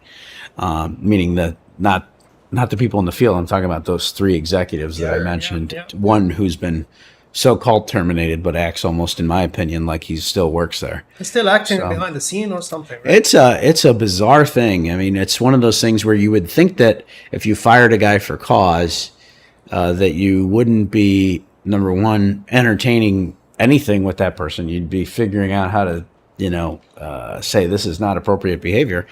But then it's a weird thing where it's almost like Jones, in my opinion, is trying to protect Marshall in some bizarre way.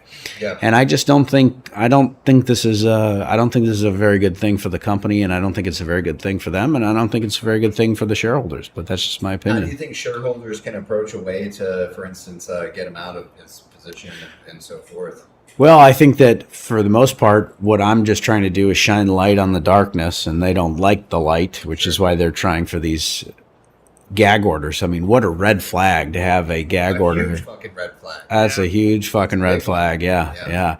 I think, at some level, it's almost by how their response to it that you kind of see what they're all about. And the fact that they would err on the side of a gag order is, that tells you all you. Suspicious. That's highly suspicious. That is, in my opinion, that is not an innocent person who is advocating for a gag order. Fucking coward, man. That's it's something. So so I appreciate your guys' support, and I appreciate all the shareholder support. I know I have a lot of people who follow me who are shareholders of Pulte Group, and I appreciate each and every shareholder.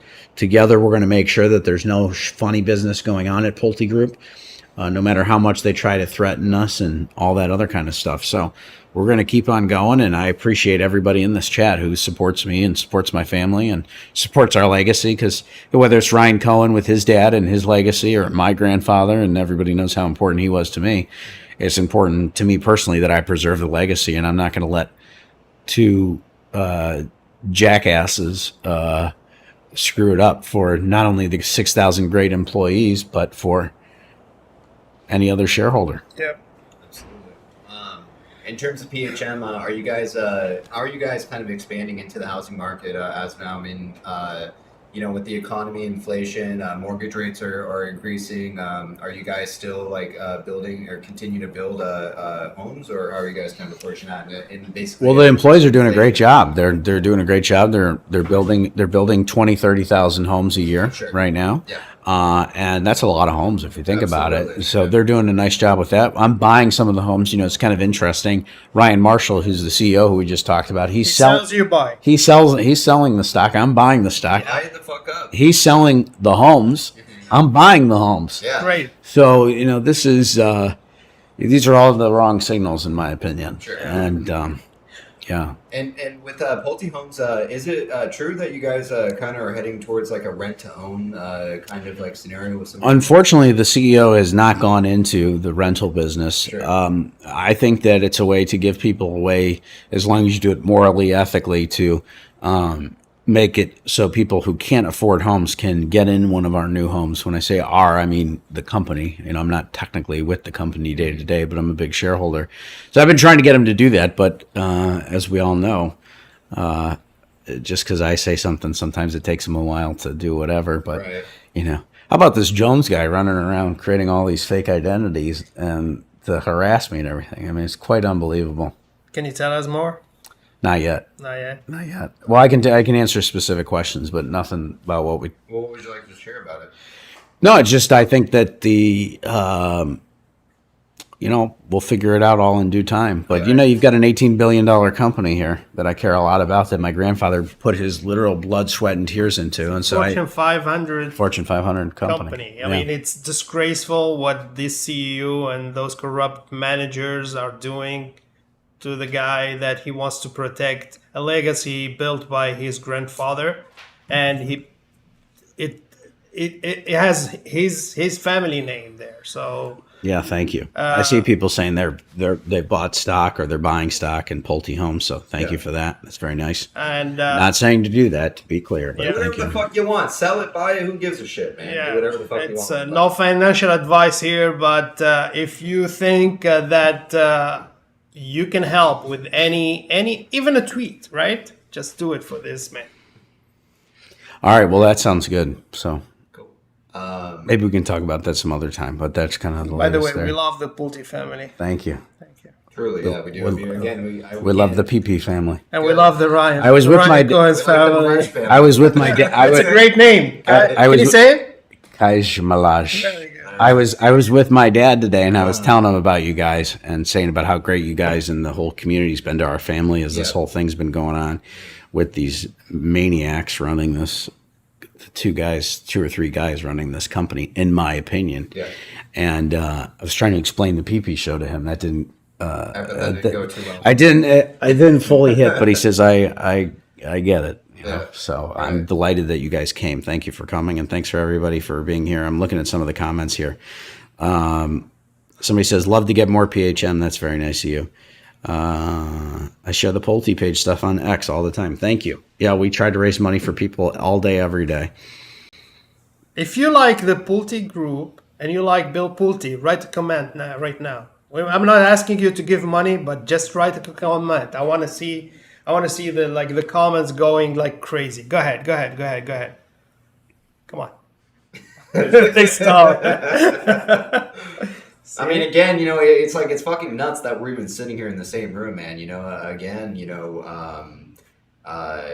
I'm just shocked, man, that we have all these people here. And one of the biggest things with our community is that we were making videos, and I was making videos posted into our subreddit with all of the other PPs there, and a lot of people just seem very excited, very happy for us that all of us started. I mean, this show started with 20 fucking people watching. ABC didn't come on the show until there was about 93 people watching, and on a normal day, we get about 1,200 people watching, and the subreddit has grown to over 13,000 members now, and a lot of them are happy to see us all in the same room together, man. So Let's fucking go. Let's do it again. Bill, And even though we're towards the end of the long conversation, I got a here, question. I don't know how long this has been going on. 3 hours, something. I think, yeah, we've been going about 3 hours. So It's been What? like 15 minutes. Yeah, 3 hours and something. So if anybody wants to hear about everything else we talked about, the replay will be in a little bit. So You see that? go do it. What's that? Like how many people they love you? Yeah, it's awesome. The Pulte stuff that you're seeing there is like your face that we have as an emoji. That's cool. Yeah. But yeah, the love is insane with our team, and I think that just comes from the fact that we help a lot of people every day. I Right. think that's literally it. Is people see me giving my money, and then people see us helping people, and it's just like a breath of fresh air in fucking social media, where it's just a shithole. But I think those Social media people, sucks. they're Somebody not- says they're not- Pulte is a grifter. Yeah, I'm a grifter. Yeah, I'm trying to make money here. It's fucking crazy. Yeah. I mean, I'm literally saying give money to him. I'm literally saying give money to him. I read that shit all the time. They're like, Pulte's a fucking grifter. You know what? To It's fuck like, that. how the fuck's he a You know what? To grifter? fuck that guy. Uh-huh. We are going to and there's good and bad in this world. Yeah. To fuck that guy, I need 5 people to come up with $500 each to give to PP. Okay, we're not ending the stream until we get 5 for 500. Okay, All right. so watch this. It will come through here. Can I get 5 more for 500? Holy and then shit, and then guys, what will happen is you guys can come down and meet me. Okay, so for $500 you lock in. And let's just do this. Anybody who gave $500 this whole stream, and we'll shut it off here in a second. Yeah. We're at 41 people, so we need to get to 50 before we shut this off. Okay? So anybody who donates $500 beforehand, we will have you come and meet me. Somebody says Ryan Cohen.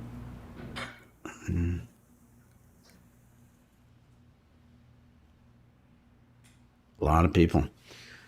Okay, what else you want to talk about? Anything else? Fellas, did you guys have any other questions for Bill here? I'm getting kind of tapped out on questions.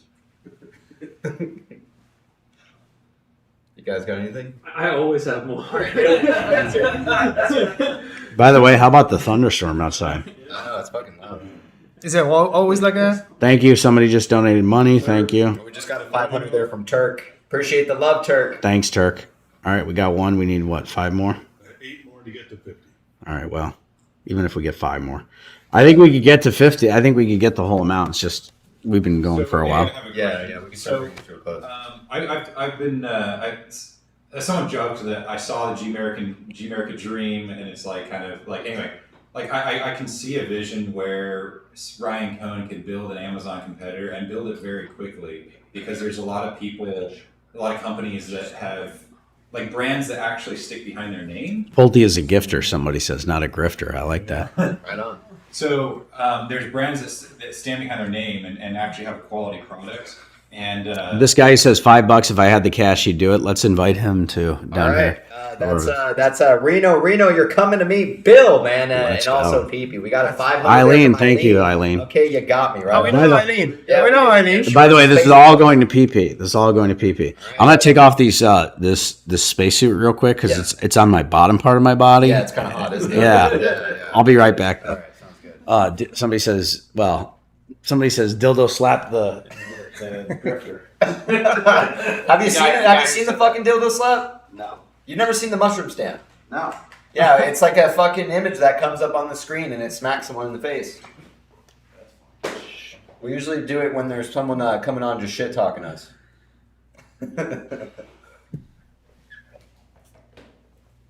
Yeah. So what This is fucking great. I'll sign it for you if you're a fan. Sounds good. So the question I'm about to ask, Bill, is tied to essentially what PP has talked a lot, and I hope can you hear me? Yeah. Oh, sweet. Yeah. So what I'm about to talk with Bill is essentially what PP Seed said in the past. I remember being in his place since August, and then PP Show kind of starting essentially 6, 7, 8 months ago, talking about the shills, right? The people who are going against probability, the people who want things to fail for no reason. PP Seeds used to always say like, hey, just remember, Bed Bath Beyond has 10,000 to 11,000 employees. Just remember, sorry, I'm going to get in a loop. Bed Bath Beyond has 10 to 11K of employees. Are you essentially asking a company that's giving Americans, as well as, now that I realize doing the research, Canadians and Mexicans, because there's Bed Bath Beyonds in Mexico, jobs, 10 to 11,000 plus employees. So the thing I always appreciate about PPC Another is 500 there. Oh, that's awesome. Keep going. Is essentially he brings up, like, what about them? And then talking about Grandpa Pulte, essentially, it's funny in the book, the home that Bill Pulte built. Nice. In that book, Grandpa Pulte talks about. I'm gonna sit down, makes it easier. Yeah. Grandpa Pulte talks about the shareholders, right? And it kind of surprised me when I read the book. It says like, hey, in terms of priorities, there's a top 3. Shareholders are on the top 3, but they're not number 1. Shareholders are actually number 3. Number 1 is essentially the employees, because according to Grandpa Pulte, the employees were always number 1. And then number 2 was customer delight. And the reason why I think that's really cool that Grandpa Pulte said stuff like that was essentially because it kind of matches what Larry Chang has always talked about. Because Larry Chang's top 3 from Volition Capital essentially was, everybody up and down the organization needs to understand there's a targeted customer that we need to give delight to.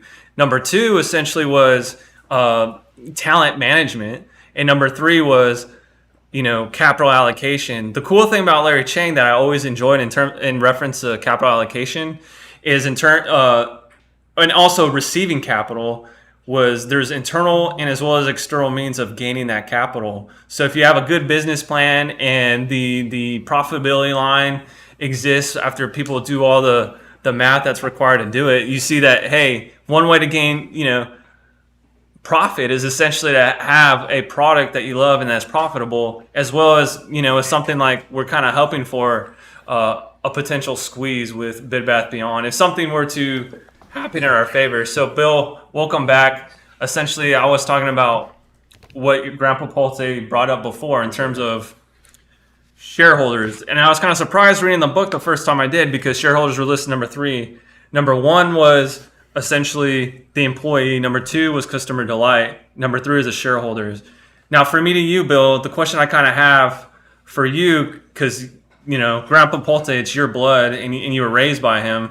What kind of things have you done in the past to award employees for great Give them great equity. work? Give them equity in the company and make them rich. I've had a lot of success. A lot of people think I just inherited money because of my grandfather, but I made What did you do the first time when I met you at the office? You tossed me that big fucking award. Yeah. Right? And you said, how much money did you make from selling that? 70+ million Yeah, bucks you said, myself. And Yeah. Bill tossed it to me and said, I made 70 million off this selling this company when I was 26 years old. I mean, Yeah. wow, man. Yeah, that was before I inherited any money. I only, not only, but I only got 15 million out of the 100+ million from my grandfather, and I was the only one in my grandfather's will. Did you know that? Yeah, you mentioned it actually one time. But I made all that money beforehand. But anyway, you give people equity. Yeah, this is my grandfather's first house that he ever built, right there, in Detroit at age 18. From original article from 1950. It's What it says at the top there is boy builds $10,000 house right there. Yeah, it's pretty cool. And then the other stuff, we should bring that. Yeah. What, the checks?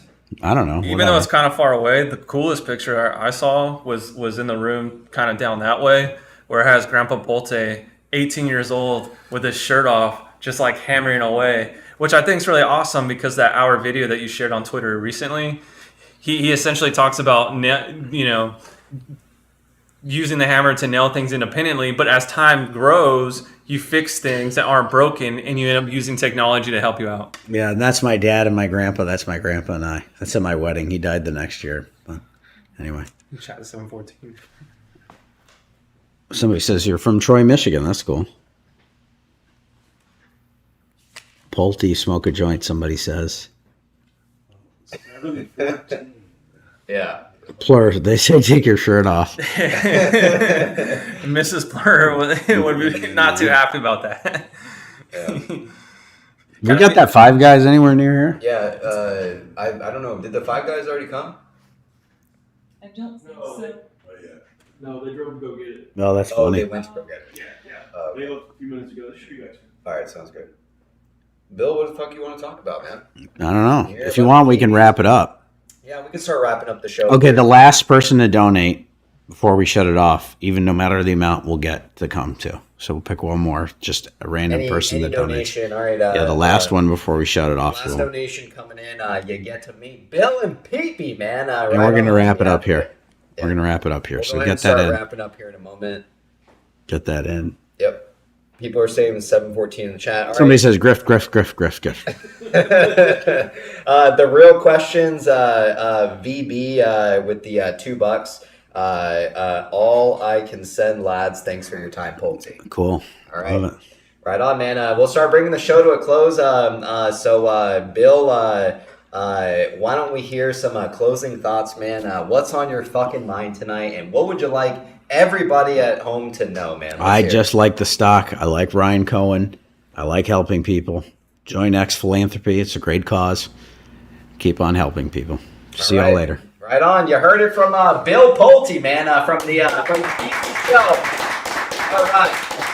Thank you guys for tuning in tonight. Again, man, we'll go through every single person who donated to the show. We'll get the terms squared away with Bill here. All the $500 tips, all the support for tonight, fellas, for the show. I appreciate it, man. You guys are fucking amazing. You guys are amazing community. And, I think we've built something really special here, man. And again, I when I was at lunch with Bill, I told him the vision for the PP Show, man. It's not all about, making money. Life's not about making money. Life's about making the right fucking choices, fellas. And again, I think the PP Show, there's a reason people, may dislike it and are against it. And, they can talk shit all they want. But the thing about the PP Show, man, is it's positivity. We have a good time and we like keeping people involved and also aware of what's happening in these markets. And again, I see the vision of the PP Show being one of the biggest